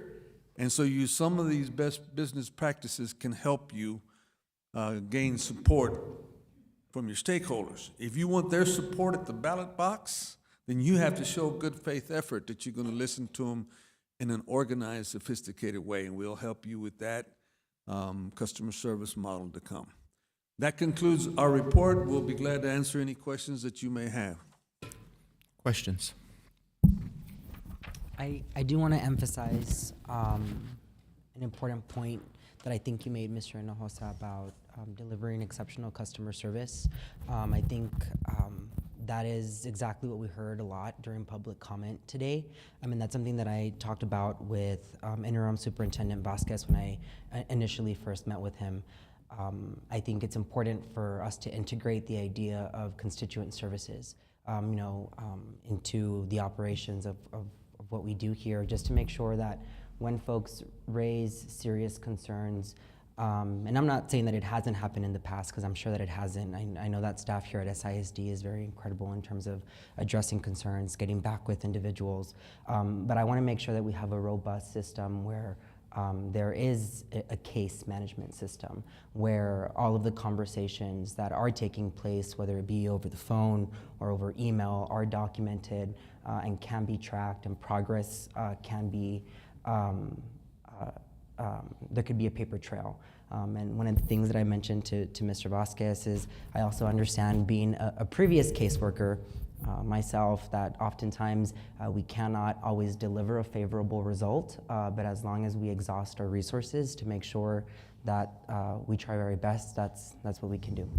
So I appreciate that. And I know it's not just simply with parents and students that we serve, but also with the individuals and the stakeholders that we work with at a greater scale. Yeah, including staff. Trustee Rodriguez, are you sure you weren't at our sessions on Saturday? Because we talked about almost every one of those things you just mentioned. And so there is a way to package that where people get feedback. You can measure what the issue is and how soon did you respond and what was the quality of the response. You can do that. There are systems that help you do that are automated. And then that'll help you build credibility, get your mojo back that you've had for so many years, so many decades as a stellar school district. So we just had a little bit of, the car went in the ditch, but we can get it out because we know how to do that work. Any other questions? No? Dr. Hinojosa, Mr. Kim, I just want to say thank you for the update. I certainly appreciate everything that you all shared with us today. Inviting the TEA conservatorship was a very difficult decision, and yet the board was interested in identifying and pursuing improvements across the district, and certainly throughout this experience, we've been able to see that. And so I want to say thank you. We certainly appreciate your expertise, your knowledge, your wisdom, and guiding us through, what I would call a great partnership. Thank you very much. Thank you, sir.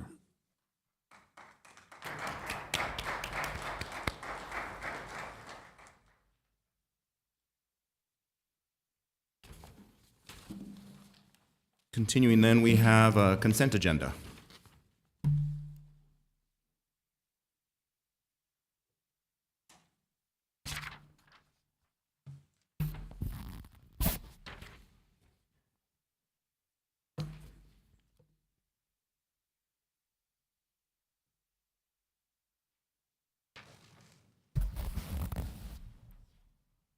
Doesn't sound like there's any items to be pulled.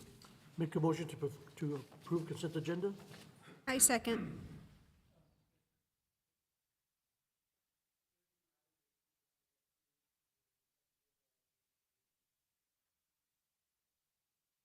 Thank you, Mr. Blanco.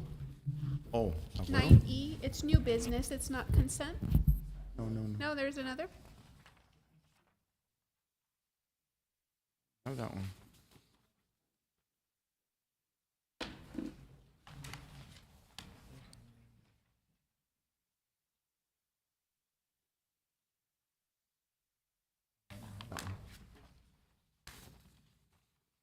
Okay, so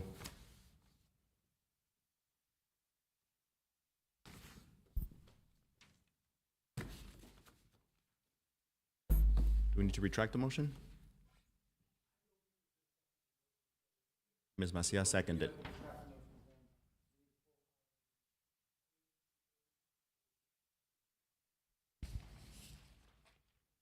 I'm going to retract the motion. Okay, I need to pull item 8H3. We do have a speaker signed up for that item.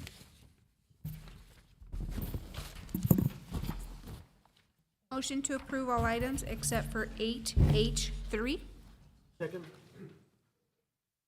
A motion to approve the consent agenda excluding item 8H3 made by Ms. Macias, seconded by Mr. Guerra. Any further discussion? All those in favor? Aye. Opposed? And the item passes. We'll move on then to item 8H3. We do have a speaker signed up. Mr. Alfredo Aguero, please.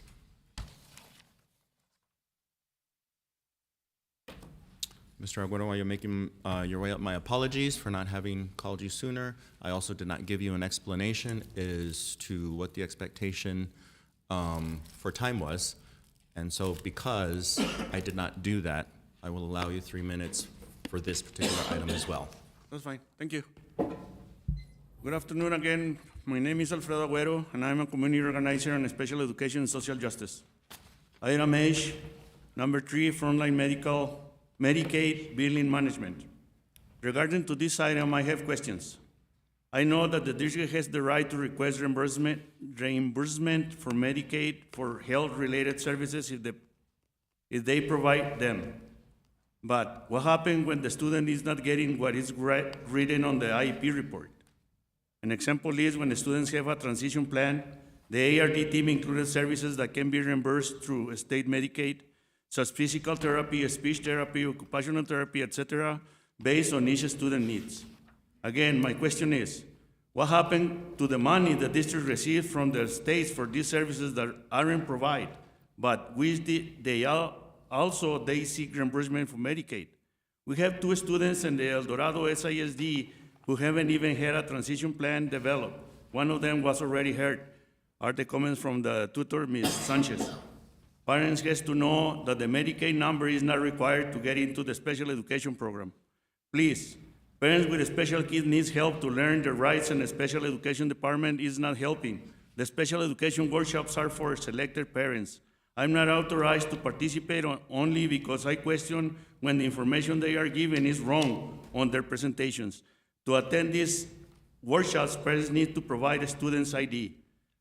When we accept the lies of the districts and institutions that provide services to our loved ones and begin to doubt that we are fighting for, in that moment, we are giving the oppressors the right. Cuando aceptamos las mentiras de los distritos e instituciones que brindan servicios a nuestros seres queridos y comenzamos a dudar por lo que estamos luchando, En ese momento le estamos dando el derecho al opresor. Gracias.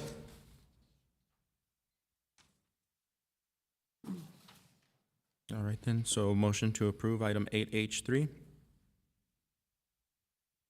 Second. Motion to approve made by myself, seconded by Mrs. Macias. Any further discussion? All those in favor? Aye. Aye. Opposed? The item passes. Thank you. Moving on then to new business. 9A, consider approval of additional teacher and administrator employment contracts for the 2025-26 school year. Ms. Stiles.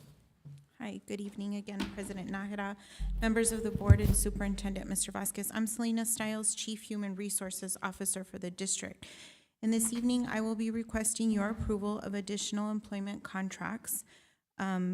Administration is requesting your approval of additional non-certified administrative employment contracts and additional teacher employment contracts for the 25-26 school year. A list of employees was provided in your board packet. However, before you take action, I would like to give you an update on some numbers. From the action that was taken during the May 5th special board meeting, this evening we're bringing back 7 contracts for your approval, reducing the number of employees impacted by the reduction in force from 43 to 36. In addition, there are 14 additional contracts that we're bringing for your approval this evening that would have been part of the reduction in force. However, we were able to place them before the May 5th board meeting. The Department of Human Resources continues to place employees affected by the reduction in force based on certification and position availability. At this time, administration recommends your approval of the additional administrator and teacher employment contracts for the 25-26 school year as presented. To approve? I second. I have a motion to approve made by Ms. Gardea, seconded by Ms. Macias. Any further discussion? I just want to say thank you. Please continue bringing us that good news. I know that you're working meticulously along with the team. Yes. So I appreciate that. We are. All those in favor? Aye. Opposed? The item passes. Thank you, Ms. Stiles. Thank you. 9B, consider approval of agreement with El Paso Electric Company for request of overhead easement. Ms. Fierro, please.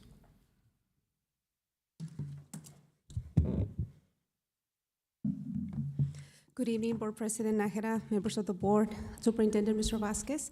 To the new board members, welcome. I'm Liliana Fierro, Director of Facilities and Construction. For this item, administration recommends approval of the El Paso Electric Company overhead easement at the corner of Lee Boulevard and Edgemere inside Bill Cyber property, as shown on page 520 of your board book.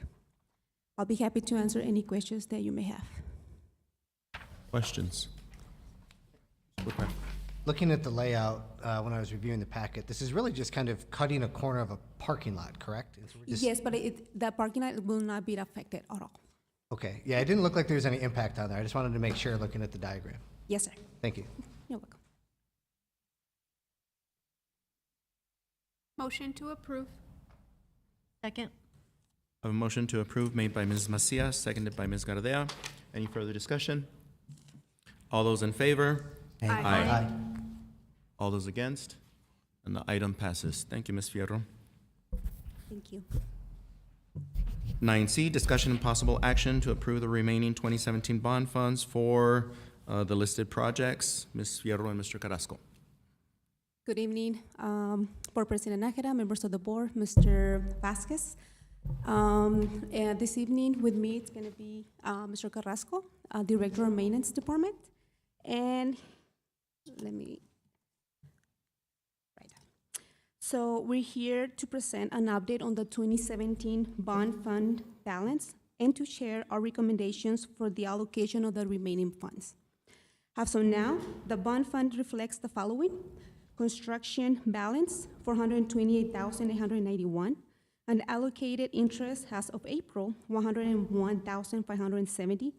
Sale of real property, $1,164,366. Arbitrage fee as of May, $396,618.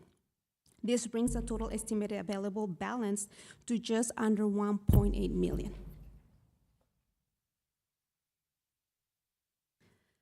We evaluated a wide range of potential projects lighting upgrades, roofing, sport fields, parking lots, and more. However, given the critical role HVAC systems play in maintaining a safe, healthy, and productive learning environment, and considering our budget constraints, we are recommending that the remaining bond balance be directed toward mechanical system upgrades. With that in mind, we conducted assessment across all campuses and identified Mission Ridge and Sierra Vista STEAM Academy elementary schools as the most critical. Both of these campuses were part of the 2011 bond. Mission Ridge was a new school, and Sierra Vista was part of the HVAC system upgrades. At Mission Ridge, the classrooms and administrative areas in wings A, B, D, and E are presently air conditioned via the use of variable refrigerant condensing units, commonly known as VRF systems. Wings C and F utilize rooftop units, which are currently functioning without any major issues.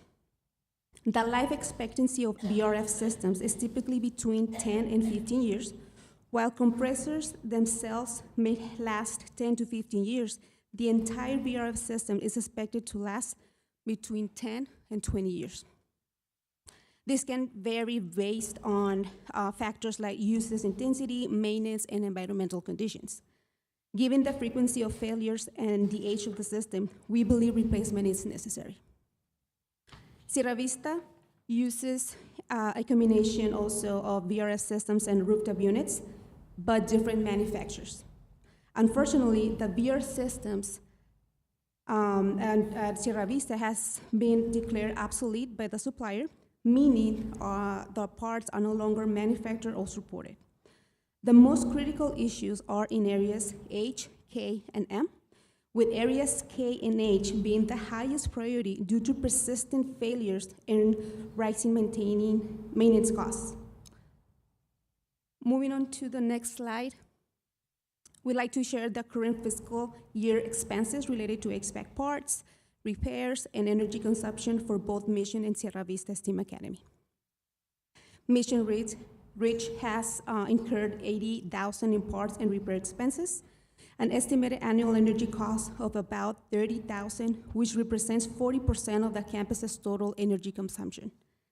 Sierra Vista, this brings the total estimated annual cost for maintenance and energy to $118,000. Sierra Vista has incurred $27,000 in parts and repairs expenses, an estimated annual energy cost of more than $70,000, also representing 40% of the total energy use. The total estimated annual cost for Sierra Vista is $103,556. These figures highlight the financial strain of maintaining outdated and inefficient systems. If we proceed with the system replacement, the estimated annual savings are for Mission Ridge between $47,000 to $59,000, and Sierra Vista between $41,000 to $52,000. These savings will depend on the type of the new system installed and the number of areas addressed. We have developed two options for your consideration. Option one, selecting one campus. Mission Ridge, since the project is an HVAC upgrade, design services will be required. The fee is about $138,000. This amount can be covered by the facility's operating budget.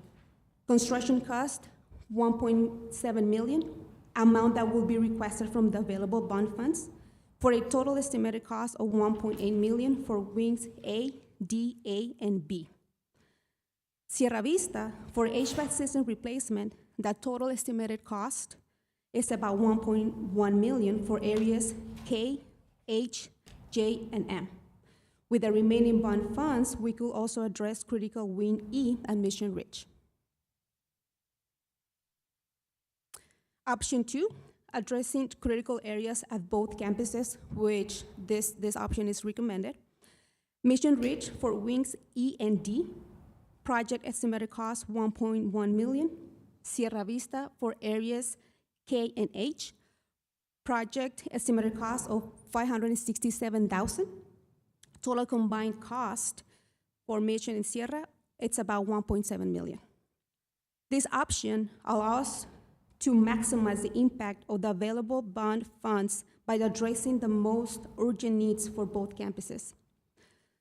The two presented options will improve system reliability and reduce energy cost. Once again, administration recommends option 2 for your approval. We appreciate your time and consideration. We're happy to answer any questions you may have. Questions, Mr. Woodcraft? Yes, sir, thank you. Now, Mr. Carrasco, I know we're gonna plan on talking about this on Friday, so I'm looking forward to this. I know HVAC is an issue district-wide, not just with some of the older buildings, but even with some of the newer ones. And so being able to address this is really near and dear to me personally. And so I just wanna make sure I have some clarifying points. In theory, after we do this, that will close out any available balance on the 2017 bond fund, is that correct? Your question is the amount that I presented? Yes. Yes, right now this is the estimated amount. It could be more, or it could be less, but this is what we have right now on our books. Yeah, in theory, that'll close out the 2017 bond. Yes. Okay. You've identified 8 priority areas. For the ones that we may not get to, if we go with course of action 2, so A, B, J, and M, on average, guesstimate, about how many students, faculty members, and teachers do those areas service on a regular school day basis? Do you know? Good evening. David Carrasco, Director of Operations. To answer the question, as far as the classrooms, you're asking as far as like those Yeah. areas? Like The ones that we may not get to, how many students and teachers utilize those on a regular basis? What I could answer for Sierra Vista, on those letters, J and H, you're looking at it on each section or each area, there's about 8 classrooms. Okay. 8 classrooms. So if you have 8 classrooms, say 20, 25 to a class, 160 to each Okay. section, each area? Yep, no, that makes sense. And to do a complete replacement, we would need about 2.9 million, but we have 1.7 available. And so, and probably, I don't know if it's for you or maybe for legal, the funds that we're gonna use from the 2017 bond, did those meet the requirements of what the voters approved for? Is this within the scope of work of what the voters approved in 2017 for us to accomplish, sir? Thank you, Steve Blanco, legal counsel for the district. Yes, you are allowed to maintain, to upgrade, or to build facilities under the scope of that bond. That these projects were not on that specific bond issue, but they fall within the parameters of the bond, and it would be permitted funds, and we've run this by bond counsel before bringing it to y'all. Awesome, thank you. And so let's say, hypothetically speaking, we had $730,000 remaining from that bond. How many of these areas that we may not get to today could we have fixed moving forward? If I may, just to clarify first, these systems are working right now, just so everybody is aware. The idea, the thing that does happen is when they do go down, especially for Sierra Vista, some of that system is obsolete, so it's very, very difficult for us to obtain parts. And ever since COVID, the whole system of shipping has never really gotten back in line correctly, if I may say.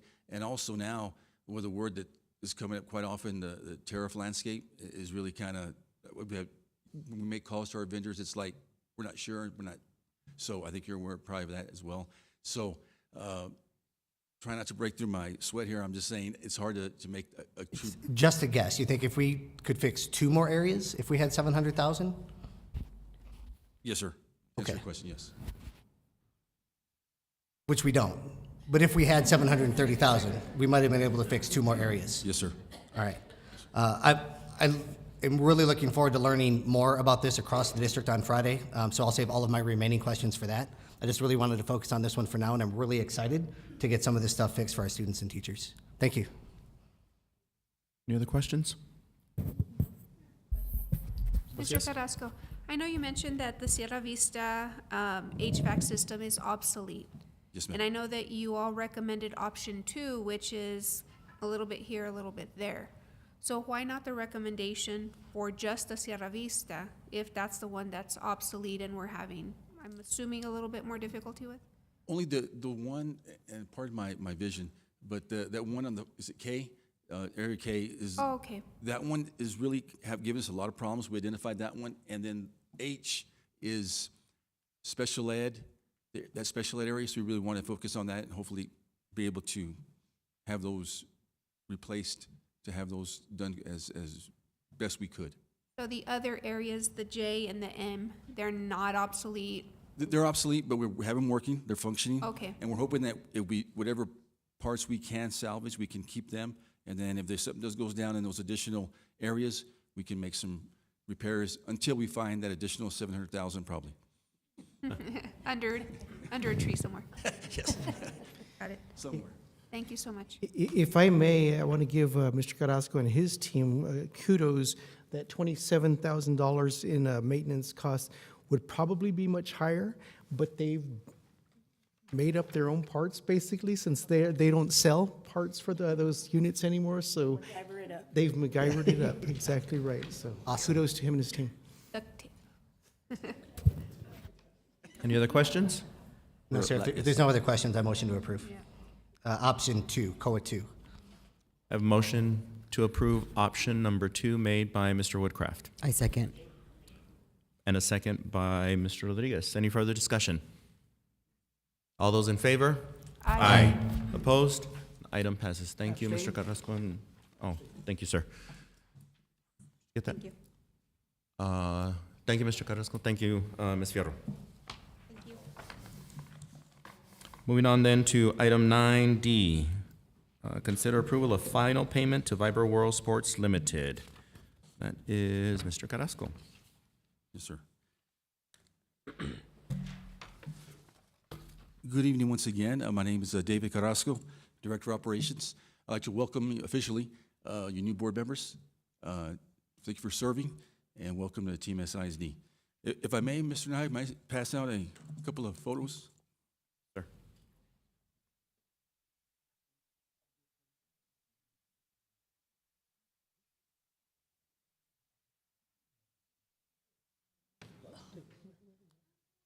Gracias. Is there enough? I might even given you, do you have enough? Is there extras? There are extras. Extras? We're good. Okay, sounds good. Thank you. I may need one. First of all, it gives me great pleasure to be here. This was approved sometime, and it's a project at Socorro High School, and it's the track refurbishment. And the track was in really disarray. We had to close it down, and so we came in and were able to come in and do a really complete rebuild. If you look at the first picture, it shows how it was at the beginning. Cracking, really not usable by student athletes at Socorro High School. Yes, sir. Do we have the pictures to display? No, we don't. We don't. Okay. No. I apologize about that.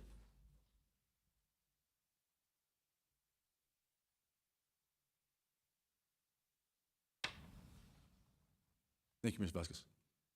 And if you look at the second picture, like I said, it was a complete refurbishment, so everything was taken out and then brought back in as far as the base screening, compacted, asphalt, and the top lining, the covering, which is the very last picture.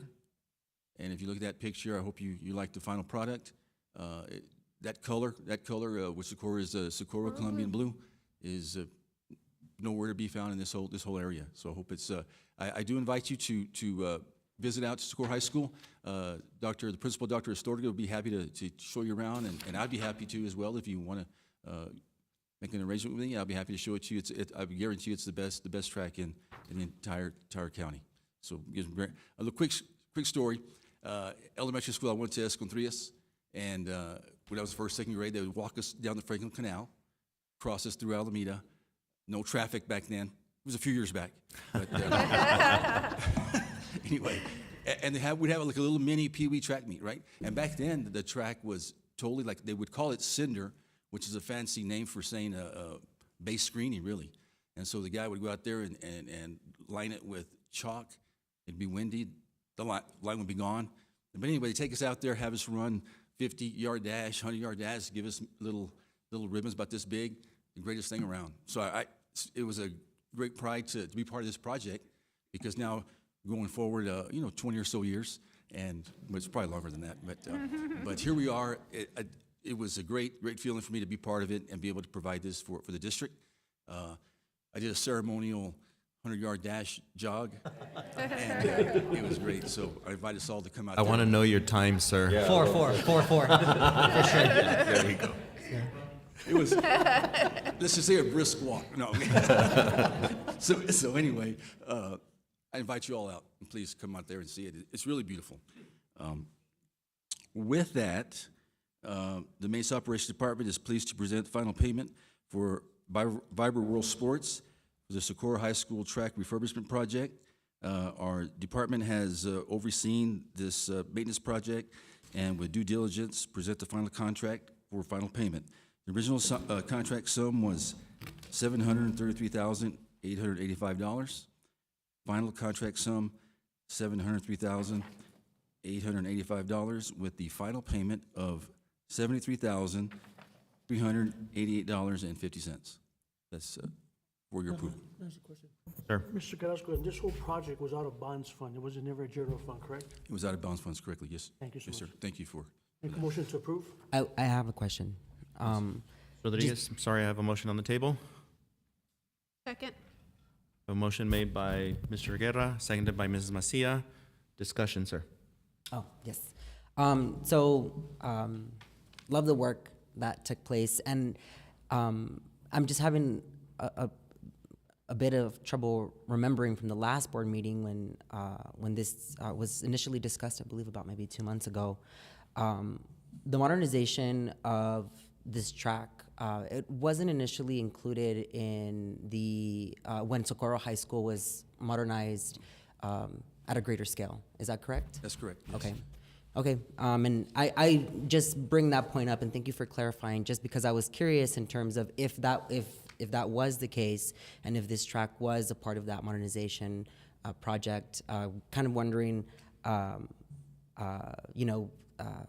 considering that it wasn't too long ago, why it may have experienced these issues, but I just was having a hard time. As far as the condition of the track, is that what you're saying? Right, Okay, I can answer that real quick. Like that, as far as financially, I can let Mr.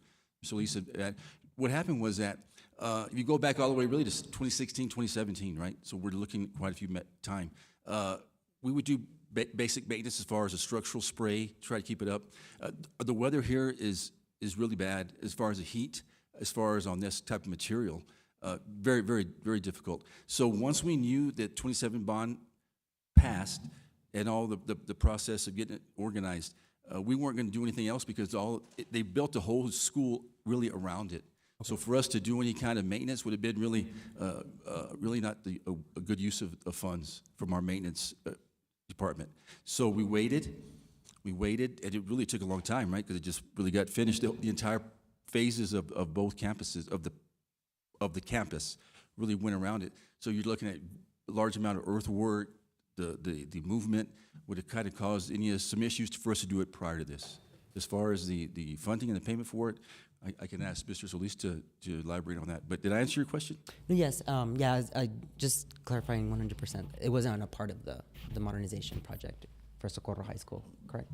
That's correct, Mr. Rodriguez. Originally, it wasn't part of the scope of the original bond, but at the end, when we presented the balance of a little over $2 million of remaining funds, and the fact that we weren't going to move forward with the maintenance building, I did bring it to the board to ask for approval to move the cost for the resurfacing of the project from our local general fund to go ahead and include it in the bond to come out of the bond funds, and that's just to also alleviate the general fund by almost $800,000.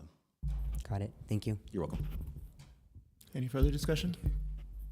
Okay, so I have a motion made by Mr. Guerra, seconded by Ms. Macias. All those in favor? Aye. Opposed? And the item passes. Thank you very much. Thank you, Mr. Carrasco. Moving on then to 9E. We do have a speaker signed up for 9E. Mr. Philip Thomas Lane, please. Thank you, Board President Mr. Nahara, Interim Superintendent Mr. Vasquez, and members of the board. I like the idea of a Finance Operations Advisory Committee. Districts throughout our region and throughout the state are being challenged by funding issues. Locally, we're seeing a decrease in enrollment, and we're all trying to make sense out of that. And there's only so much more money we're going to get out of the state, and we have to really take a close look at what we're doing operationally to squeeze as much money as we can to make it go as far as we can to meet all of our needs. And so, as a community member, I'm very excited that the board is considering this tonight, and I would hope that this committee would be something that the board would approve. Thank you, Mr. Lane. So item 9E, discussion and possible action of the 2025 Finance and Operations Advisory Committee Charter. Mr. Escobar, please. Yes, good evening once again, President Nakara, members of the board, Superintendent Mr. Vasquez, Daniel Escobar, Chief Communications Officer. With that open forum, I'd just like to ask for approval. Just kidding.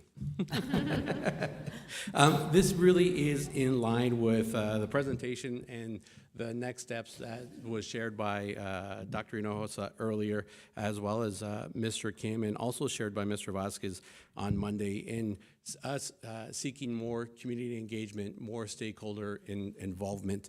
But before I go over the task force itself, I'd like just to provide a quick update on where this started with stakeholder engagement. For the past couple of months, or over the past couple of months, we have worked to engage, and really for the first time in at least the last 16 years that I've been with the school district, stakeholders in conversations and discussions surrounding the challenges that the school district is facing, and specifically financial planning.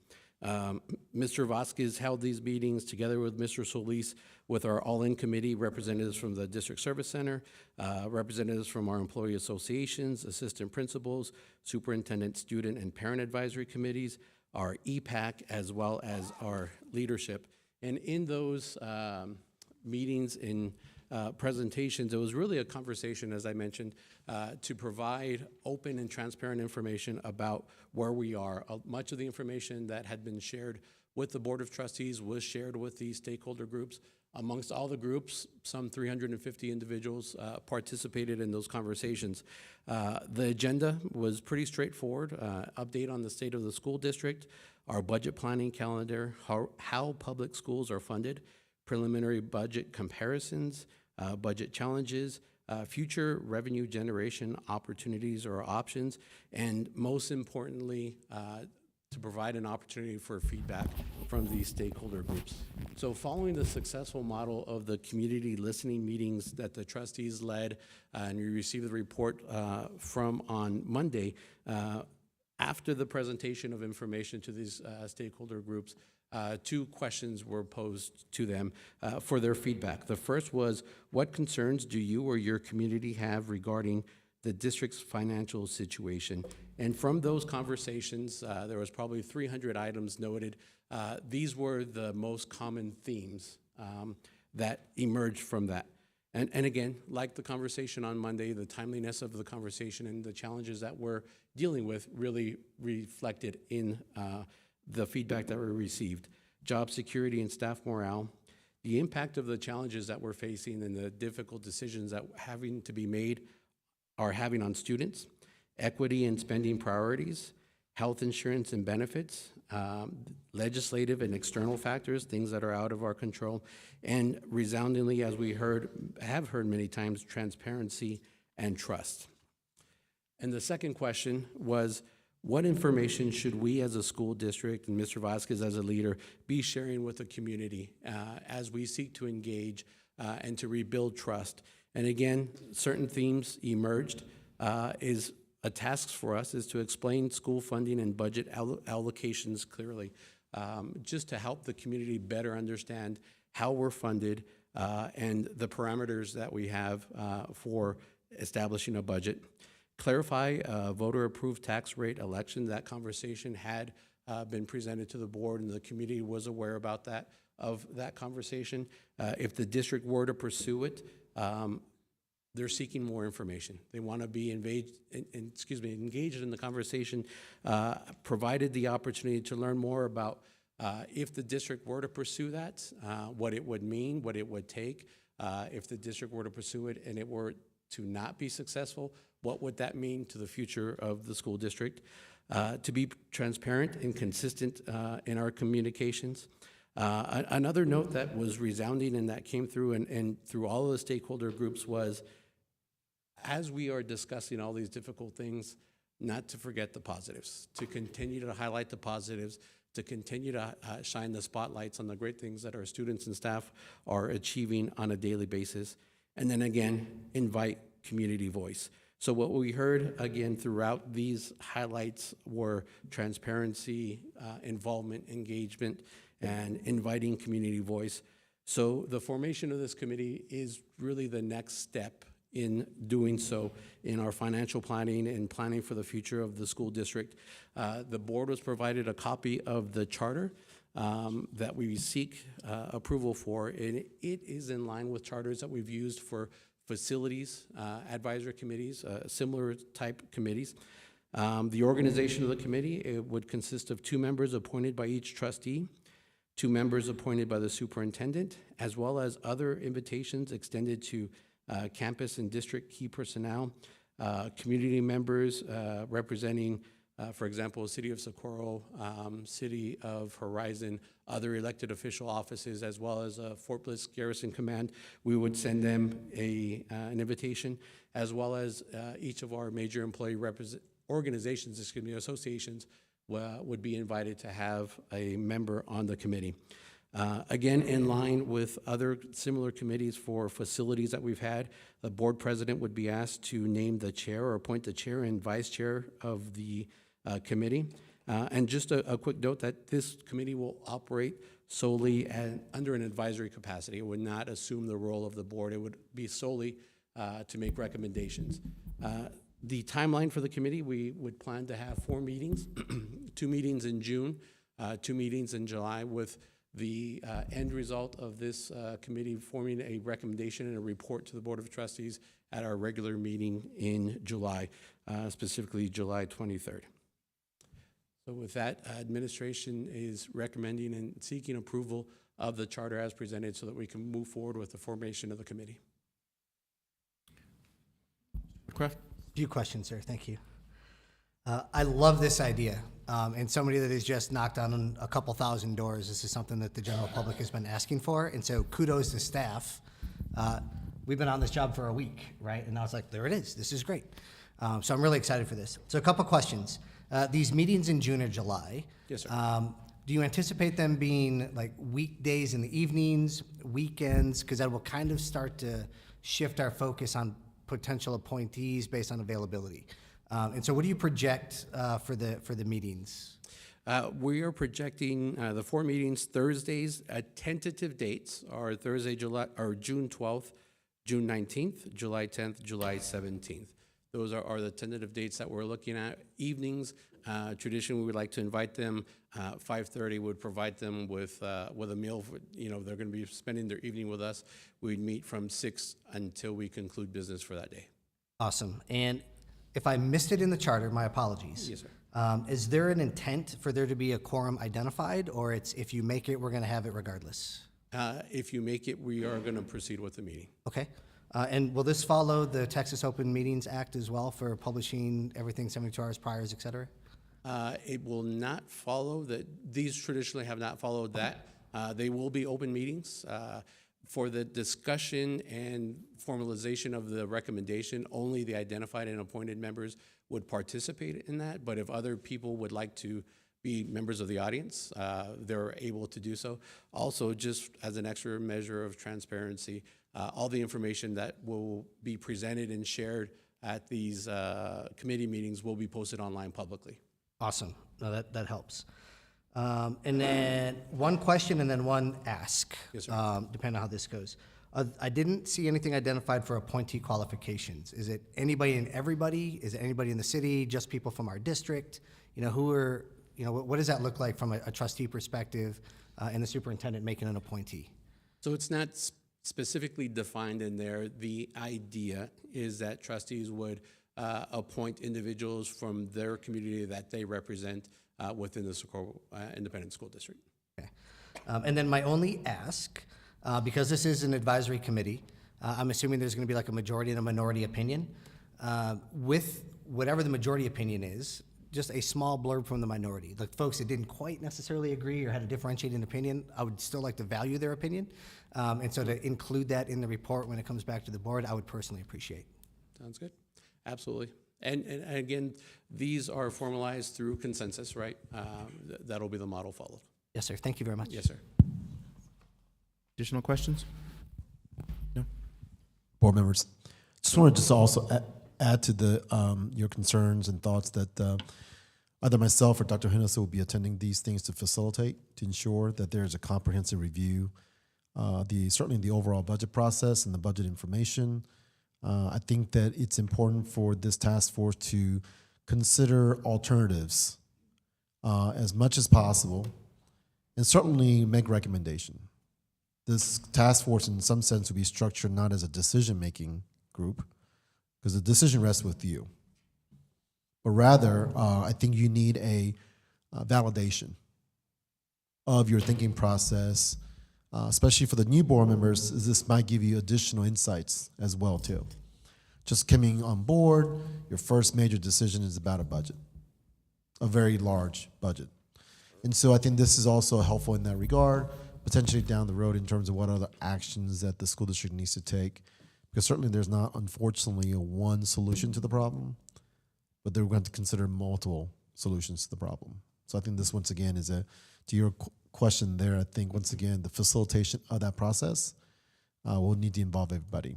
And I know some of you attended previous board meetings where Dr. Hinosa led, for example, the nominal group technique process. So some of those techniques will be utilized during these task force meetings.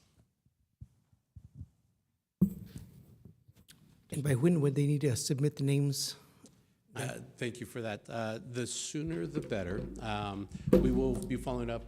Claudia, as well as my team, will follow up with you requesting those names. We just need their names and their contact information, even if just a cell phone, and we'll follow up from there. Okay. To approve. Second. Motion to approve made by Mr. Guerra, seconded by Mr. Woodcraft. Any further discussion? All those in favor? Aye. Opposed? Item passes. Thank you. Thank you, Mr. Escobar.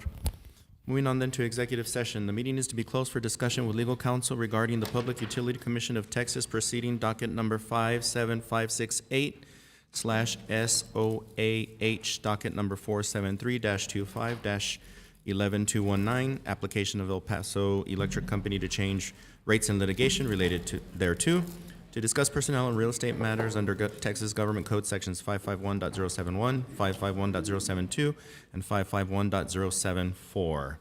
The time is 8:25, and the date is Wednesday, May 21st, 2025.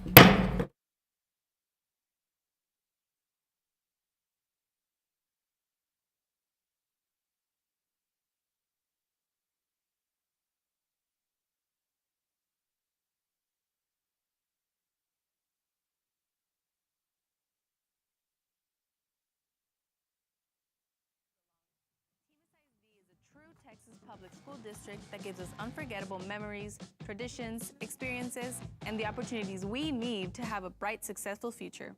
Want to be a health professional? Once a bulldog, always a bulldog. Want to design skyscrapers? There's an empire for that. Have you heard the early bird gets the worm? Well, that's why they fear the falcons. We don't just rise. This is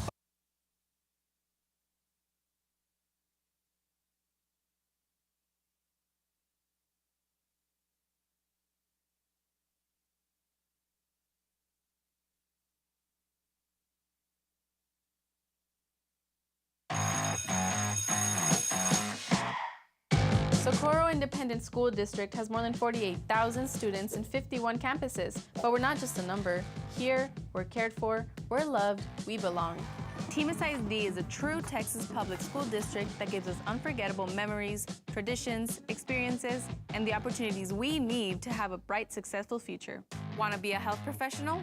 Once a bulldog, always a bulldog. Want to design skyscrapers? There's an empire for that. Have you heard the early bird gets the worm? Well, that's why they fear the falcons. We don't just rise. This is Sparta. We earn our horns and trailblaze and overcome to be the first and the best. I know.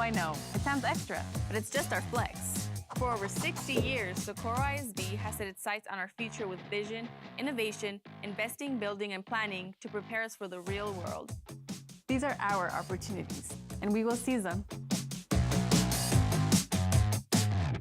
Socorro ISD registration opens March 3rd for kinder through 12th grade. Enroll in a district known for exceptional academics, award-winning fine arts and athletic programs, and cutting-edge facilities. Our groundbreaking academies and career programs provide excellent learning opportunities. Out-of-district transfer applications are now open. Don't wait. Secure your child's spot today and seize your opportunity in Timas ISD.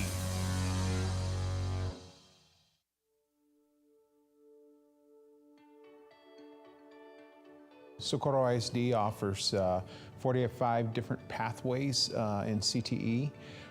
We have added PTECs, Pathways in Technology Early College High Schools. We have 7 advanced academies, and we also, throughout the district, offer 7 early college high school opportunities for our students. So there's a lot of choices students have to make while in 8th grade so that they have a pleasant experience while in high school. My favorite part of HPA is the fact that we get like opportunities to go outside of school and go into hospitals, so we can actually get that hands-on and like actually view what is actually happening in the hospitals and clinicals. Since I'm interested in being an RN, I got to talk to actual RNs about their experience, where they're from. We went to UMC, we went to Providence.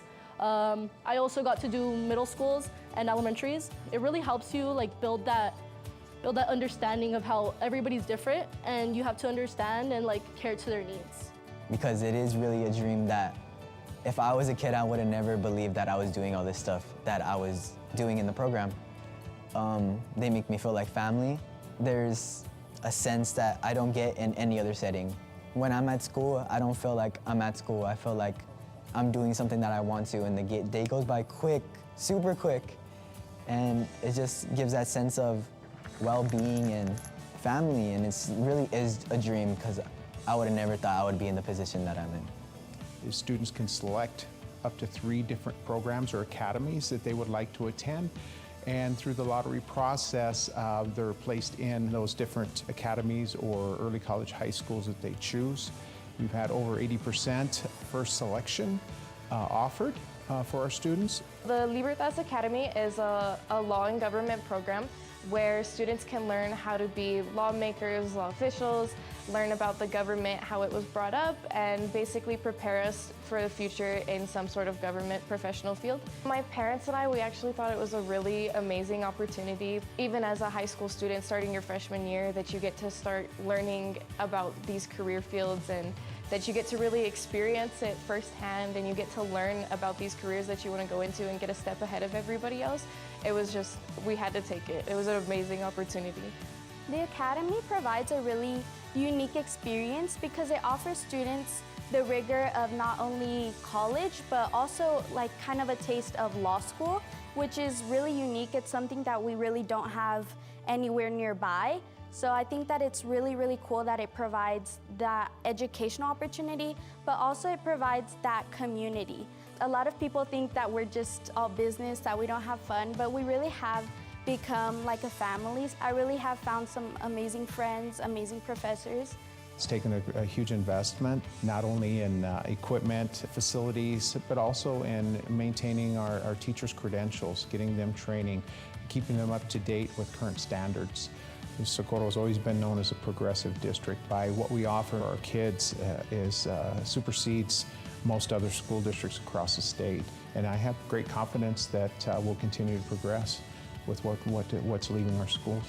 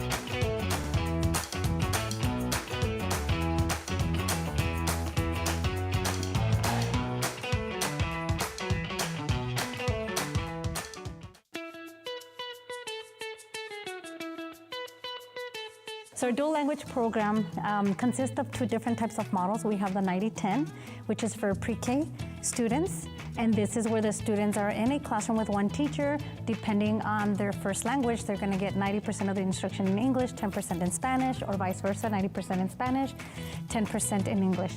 And then we have our 50-50 model, and this starts from kinder all the way to 5th grade, and this is where the students have two teachers where they're learning both languages, English and Spanish, 50 and 50% of the time, depending on the taught subject and language. The dual language program is so much more than just learning to speak in another language. They learn how to read, how to write, and they learn about the other culture and how to appreciate it, and they become very successful. In order for the students to become bilingual and biliterate, they need to make sure that they are consistent with the program at least 5 years. Once the student completes 5 full years in the dual language program, then they can qualify for a Spanish high school credit that they take with them when they're in middle school. I think it's important to learn English and Spanish so people can feel happy that you can communicate them in Spanish or English.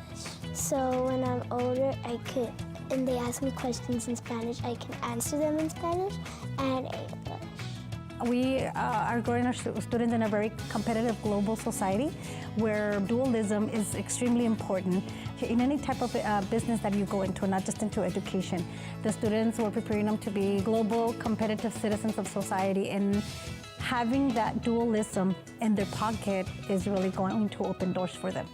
El conocimiento que adquieren se refleja no nada más académicamente, sino también culturalmente, socialmente. Ellos aprenden de culturas diferentes, aprenden a convivir con personas que son diferentes a ellos, y luego yo pienso que eso también los ayuda a sentirse aceptados, aceptar a otros, y es un programa bien bonito, a mí me encanta. Pues yo me siento feliz porque son los lenguajes. Van a tener dos maestras, van a aprender 2 lenguajes y van a tener muchos amigos que hablan español e inglés. I can say that SISD is truly the district that offers many opportunities for our students, and I vouch that dual language is not just opening doors for our students to become bilingual and biliterate, but it's opening doors for their future.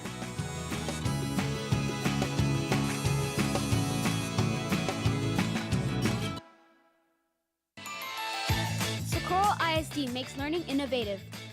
We fly drones, we take center stage, we take care of the environment, and we learn to take care of our health and become lifelong learners. Our new elementary academies offer unique programs to inspire, challenge, and prepare us for success. Register now at SISD.net and seize your opportunity in Team SISD.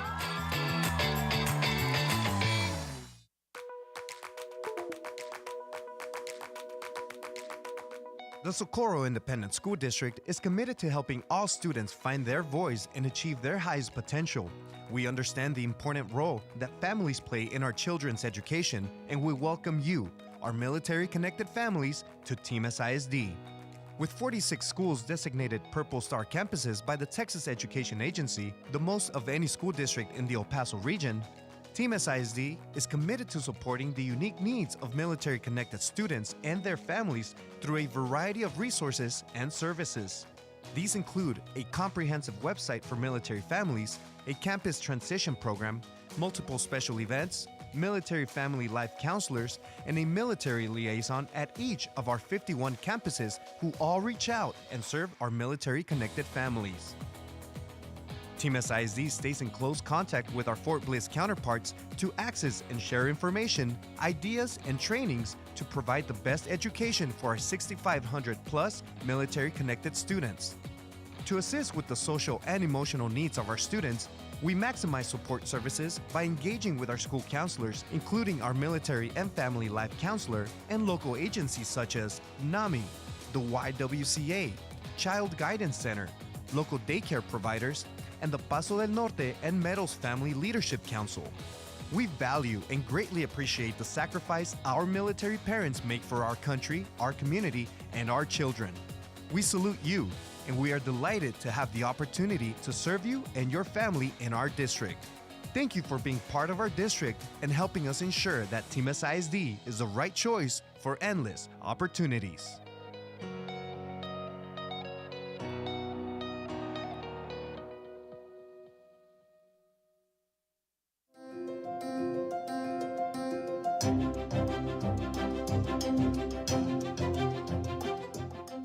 Hello and welcome to SISD TV News, where we deliver the latest news about the Socorro Independent School District. In our top story, the Socorro Independent School District hosted the 2025 SISD Teacher of the Year Elite 8 reception at the Technology Service Center. All SISD Campus Teachers of the Year were honored with a special token of appreciation commemorating their achievement, and the top Elite 8 finalists were announced during the special ceremony. The words can't describe the gratitude that I have to the district, to my campus, to my administration team, to my colleagues, to my wife, my family. Just very, very blessed, overwhelming feeling of just, gratefulness. You're always trying to just say your name in your brain over and over and over, and then you actually see it, and then it's like, oh my gosh! And you're just shocked that out of all the 50 teachers, you're one of the top 8 selected.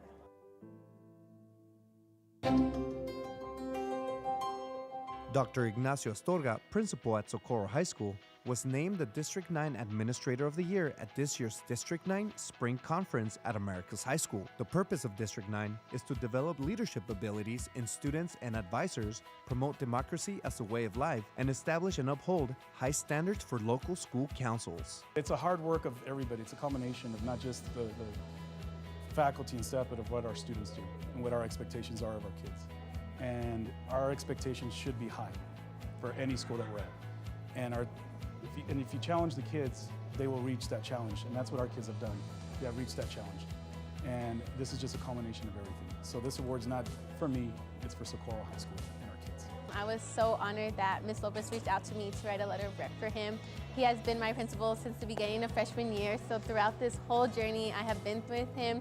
Nothing but support from him, and anything we have given of ideas or anything that we have need, he has supported us 100% and no doubt in anything that we can do. Writing the letter of recommendation for him felt so natural. Anything came out, and just describing him as a wonderful principal was amazing to do. And I know he supports us student council, so to put him in a D9 level was just an amazing experience to do, and I'm so glad not only myself but the rest of my council could help and surprise him. It was hard getting him out here because he knows everything that goes on in our campus.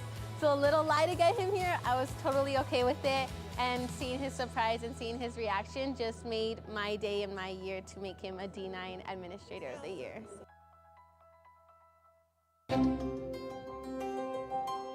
The American Federation of Teachers gave away over 1,000 books to students and teachers of all grade levels at Colonel Ben Narbeth Elementary School as part of the Reading Opens the World initiative with First Book. We believe in giving back to our community much needed resources to make sure that our students succeed. We like to give them away and make sure that there's plenty opportunities for our kids to be successful and thrive. It's a whole other world. It opens up a whole new world for our students, and for them to just get away from the TV and the social media and just sit down with a good book and enjoy that. They're really excited about it. I would suggest other kids to read because it can help them be super smart. They can learn how to pronounce bigger words. Socorro ISD Interim Superintendent James Vasquez surprised the top 4 School Support Employee of the Year finalists with a special gift and visited each of their campuses and departments. Francisco Felix Martinez is the head custodian at Mission Early College High School. For me, the most important thing is that I'm part of a bigger thing than all of us. And what it is for me is that having a clean classroom, clean restrooms, and to see those kids the students that are happy, and when they graduate from college is something that is priceless to me because I'm part of it and I'm making a difference for my campus. Armando Alvarez is a crosswalk monitor at Loma Verde Elementary School. I couldn't believe it though. I didn't think you were coming to see me. Like I said earlier though, I was just doing my regular stuff like I always do, try to help the kids. Make sure that they have their food and everything, but I am really surprised. Jesus Salas is the head custodian for the Department of Athletics. I feel so proud of myself, and I feel so proud of the team that we work here in the athletics department, and to be recognized, like, it's awesome, guys. Also, I feel like the district, like the whole district employees, all custodian, I'm representing that, not only my facility, I'm representing like maintenance and operations at all, you know? So I feel amazing. And Danae Munoz is the campus secretary at Specialist Rafael Hernando III Middle School.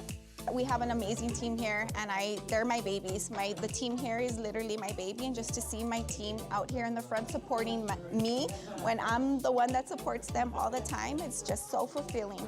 It's really just an emotion that's so fulfilling. The University of Texas at El Paso awarded excellent scholarships to 38 students from Americas High School and 19 students from Montwood High School. The scholarships that range from $2,000 to $8,000 will allow students to pursue their dreams of higher education at UTEP. It goes beyond just that you pick up the ranking, that they do so many things. The family dynamics are so complex, and there are students that sometimes they never thought of getting a scholarship, and only like smart students. No, everything matters. So you will have students, you will have parents that for the first time they're going to be talking about more than just financially. They're going to be talking about my son, my daughter is getting a scholarship, a UTEP Excellence Scholarship, and we're so proud of that.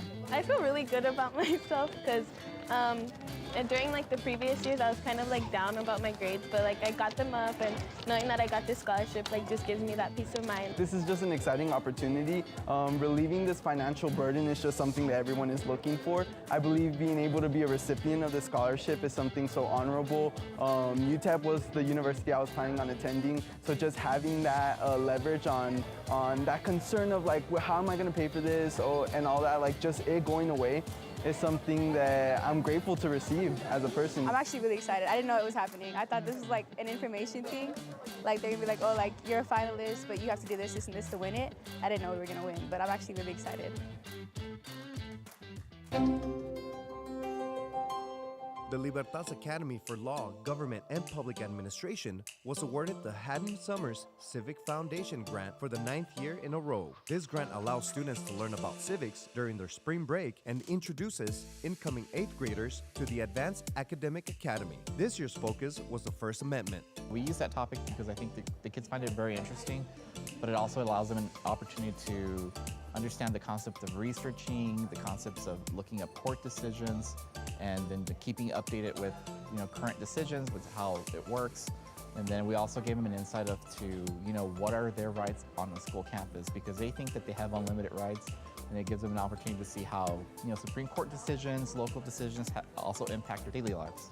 I feel like it's going to give me a head start at life, mostly, and it's going to help me advance in school, help me with a lot of different things. I mean, I already know about the First Amendment, but it goes so deep into detail about like our freedoms and stuff, and the court cases about the First Amendment.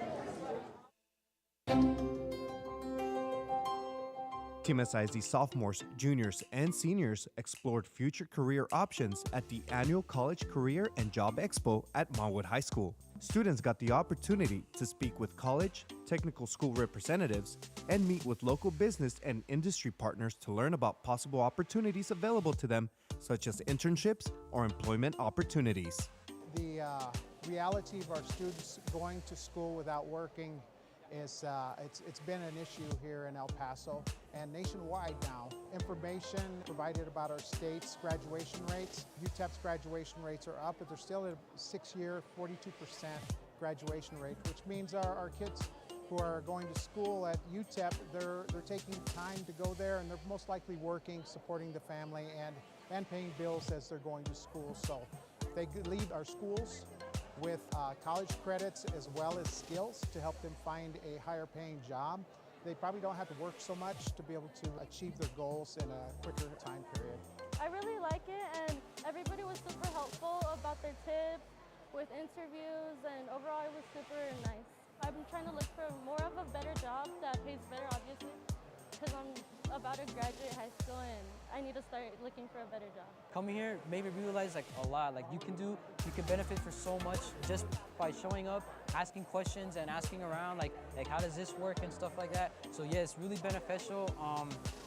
And going to summer, I do want to look for, again, internships or jobs or whatnot, make that like little money on the extra side and again, take that like big step next in life, you know? That's our show for today. I hope you've enjoyed learning about the latest in the Socorro Independent School District. Make sure to follow us on X with the handle @Socorro ISD. Also be sure to friend us on Facebook, subscribe to our YouTube channel, Team SISD, and visit our website. Thank you again, and see you next time.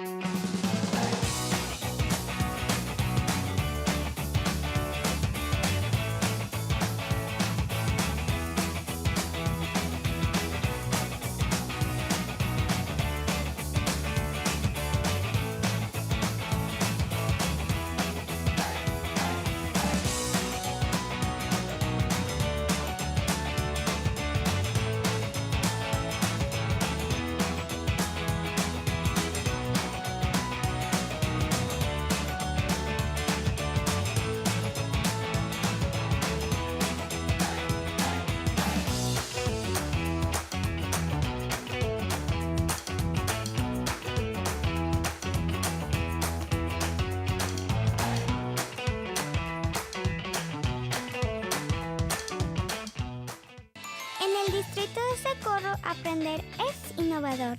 Volamos drones, tomamos el centro de escenario, cuidamos nuestro medio ambiente y aprendemos a cuidar nuestra salud para ser mejores aprendices de por vida. Las academias de primaria de SISD ofrecen programas únicos para inspirarnos, desafiarnos y prepararnos para el éxito. Regístrate ahora y aprovecha tu oportunidad en el equipo SISD.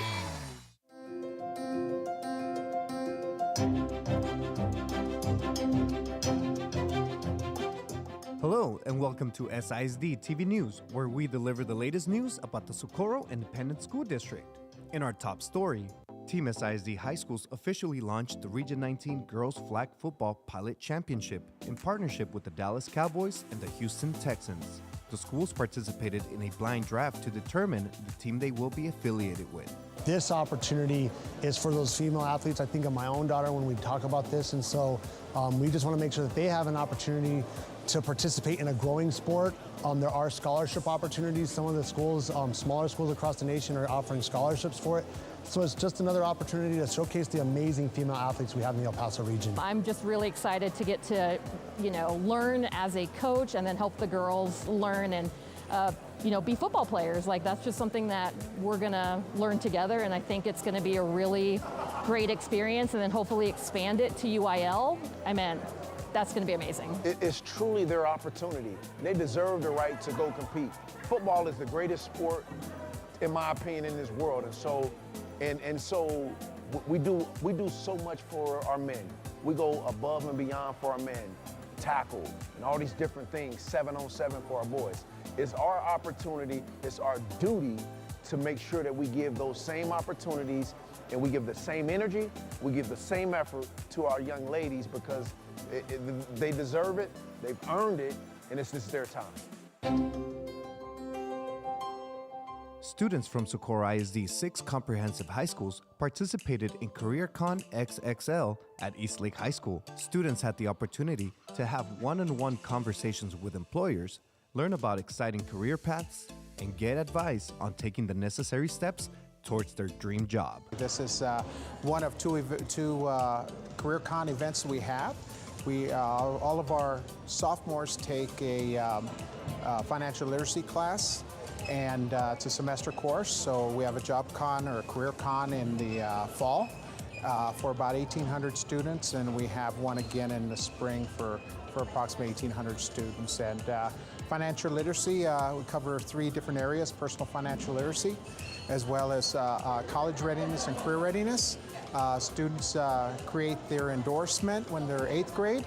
They revisit it when they're a sophomore. The last time they can change their endorsement is by the start of their junior year. So it's prime time for the kids to prep for college courses, and also to review their endorsement and review the different careers that they can prepare for while in high school. We get to like experience all these type of careers that we could like go into the future. Like we have different options on which jobs we could participate. We have different options we can explore, because not everybody likes the same job and not everybody's gonna have the same job. So we just get to experience the different careers there is. It helps a lot, like with people who aren't really sure like what they want to do after high school, and just helps me like be aware of like what are my options and like what exactly like the jobs are into detail.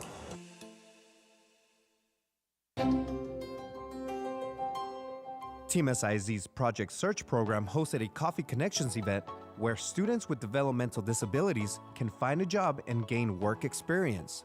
Students were able to talk to and network with possible employers who are looking to hire. It started off initially as a networking event just to get the program out there and have the students highlight their many skill sets. However, as you've seen today, it has evolved more into a reverse job fair. These students are prepared to be interviewed. They have resumes in hand. They're highlighting their many skill sets to today's employers that got invited. It feels amazing. I'm scary because this is your first time. Project Search has always been a big program for me that I love to just volunteer like on my personal time, and these kids are amazing. So here like at Rice Federal Credit Union, we are looking for the next diamond like in the rough, and we feel that these kids are going to be those diamonds like in the rough. Pebble Hills High School student athletes Dorian Jaramillo and Sarian Quarles signed their letters of intent to play football and further their education at Tyler Junior College and Cisco College. I picked Cisco because it makes me feel like I'm at home. Like they make me feel comfortable with who I am. I mean, I'm a little nervous, but I'm excited, I'm happy. TJC, I chose them because they're a great junior college. They're one of the best in the conference in the nation, and they're really good at developing football players and getting them to the next level, to Division I. Which is where I want to be, and I really like the coaching staff and the city, so it's a really good place.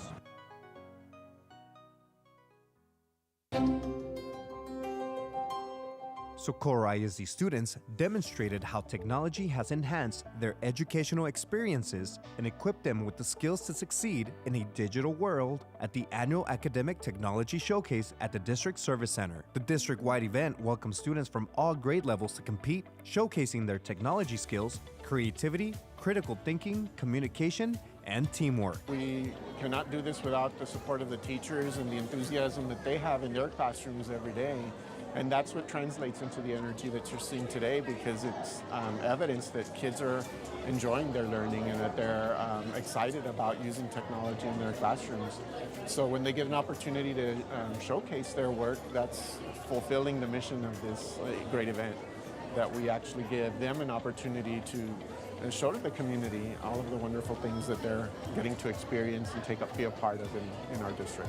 It feels amazing. I love it so much. I think that it gives me one foot in front of the door when it comes to going to college and stuff like that. I think it's great. I think it's a really big opportunities for kids, they get to experience, different topics, different things, and I feel like that's great because my child gets to experience it, and I just think that's great.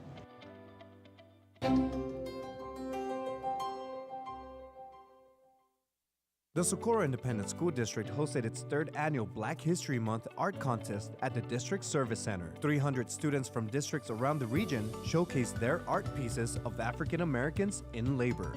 If we fail to storytell, if we fail to acknowledge what, horrible things have happened in history and how we have overcome, then we're doomed to repeat that. And so for these kids from elementary to high school, it's super important that they know these stories and that, you know, we've done things to make people's lives better for a reason. And so, I mean, what greater avenue to combine art and history? But it starts with the foundation of knowing what the history is about. So learning the history, knowing where we have come from, give them a better picture of where we are going. So just excited to see their creativity and all of the hard work they did in learning about the subjects of their artwork. I'm really happy. I'm really proud of myself. I like that I get to show my parents what I can do, and just like I like to show everyone what I can do.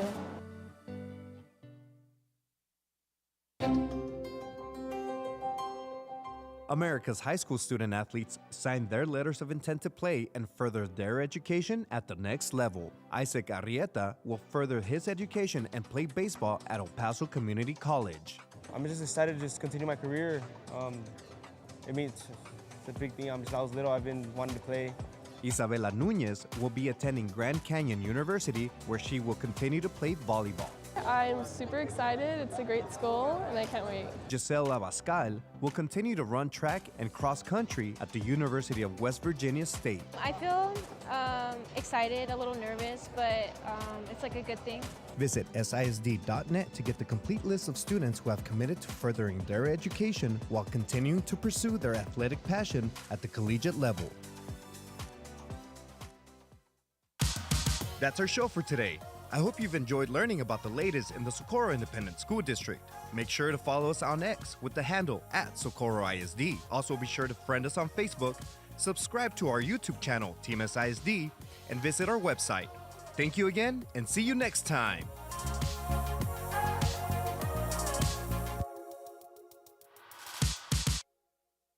Padres del Paso. Estudiantes nuevos y actuales ya se pueden inscribir en el Distrito de Socorro para prekinder a último año. El equipo SISD ofrece un aprendizaje práctico e innovador donde sus pequeños estudiantes crezcan en su trayectoria académica. Únase a nuestras academias académicas de primer nivel, programas deportivos, bellas artes y educación profesional y técnica. Regístrese en línea y aprovecha tu oportunidad en el equipo SISD.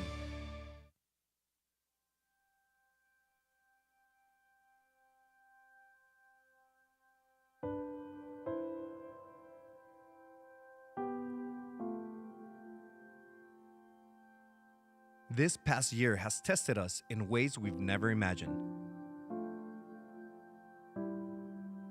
From navigating uncertainty to overcoming challenges,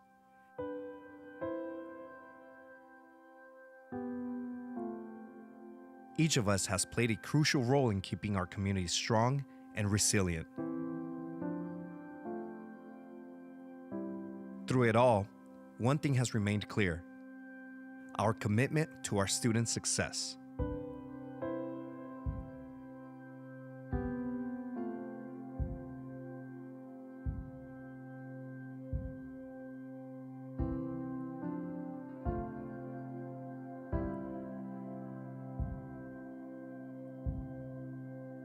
As we reflect on the challenges we faced,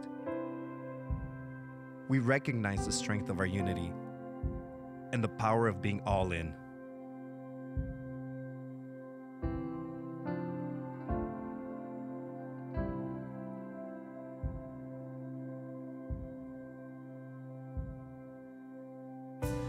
Being all in means more than just showing up. It means giving our best every day, supporting each other, and fostering an environment where every student can thrive. It's about going the extra mile,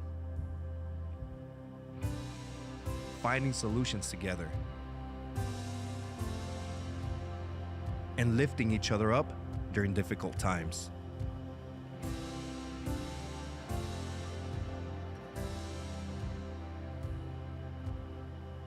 Those who are all in inspire others. They show us what's possible when we refuse to settle for mediocrity. They remind us that greatness lies not in the outcome, but in the journey. The journey of pushing boundaries, overcoming setbacks, and becoming stronger with every step.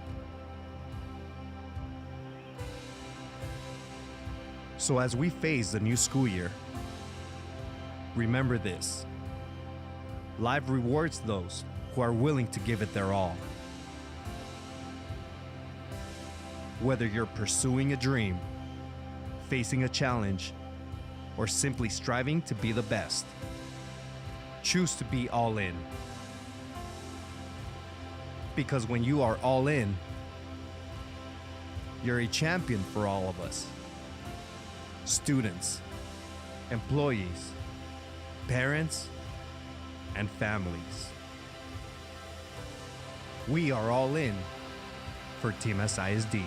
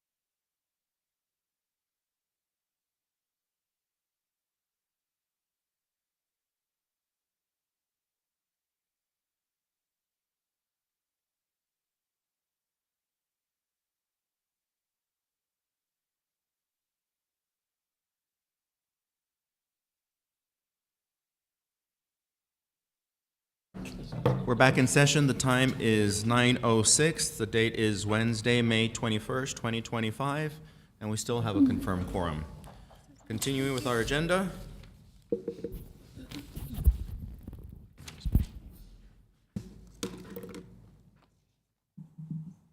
We have new business continued. Discussion and possible action regarding the Public Utility Commission of Texas proceeding. Mr. Blanco, please. Thank you, Board President Nahara, Mr. Vasquez, and members of the board.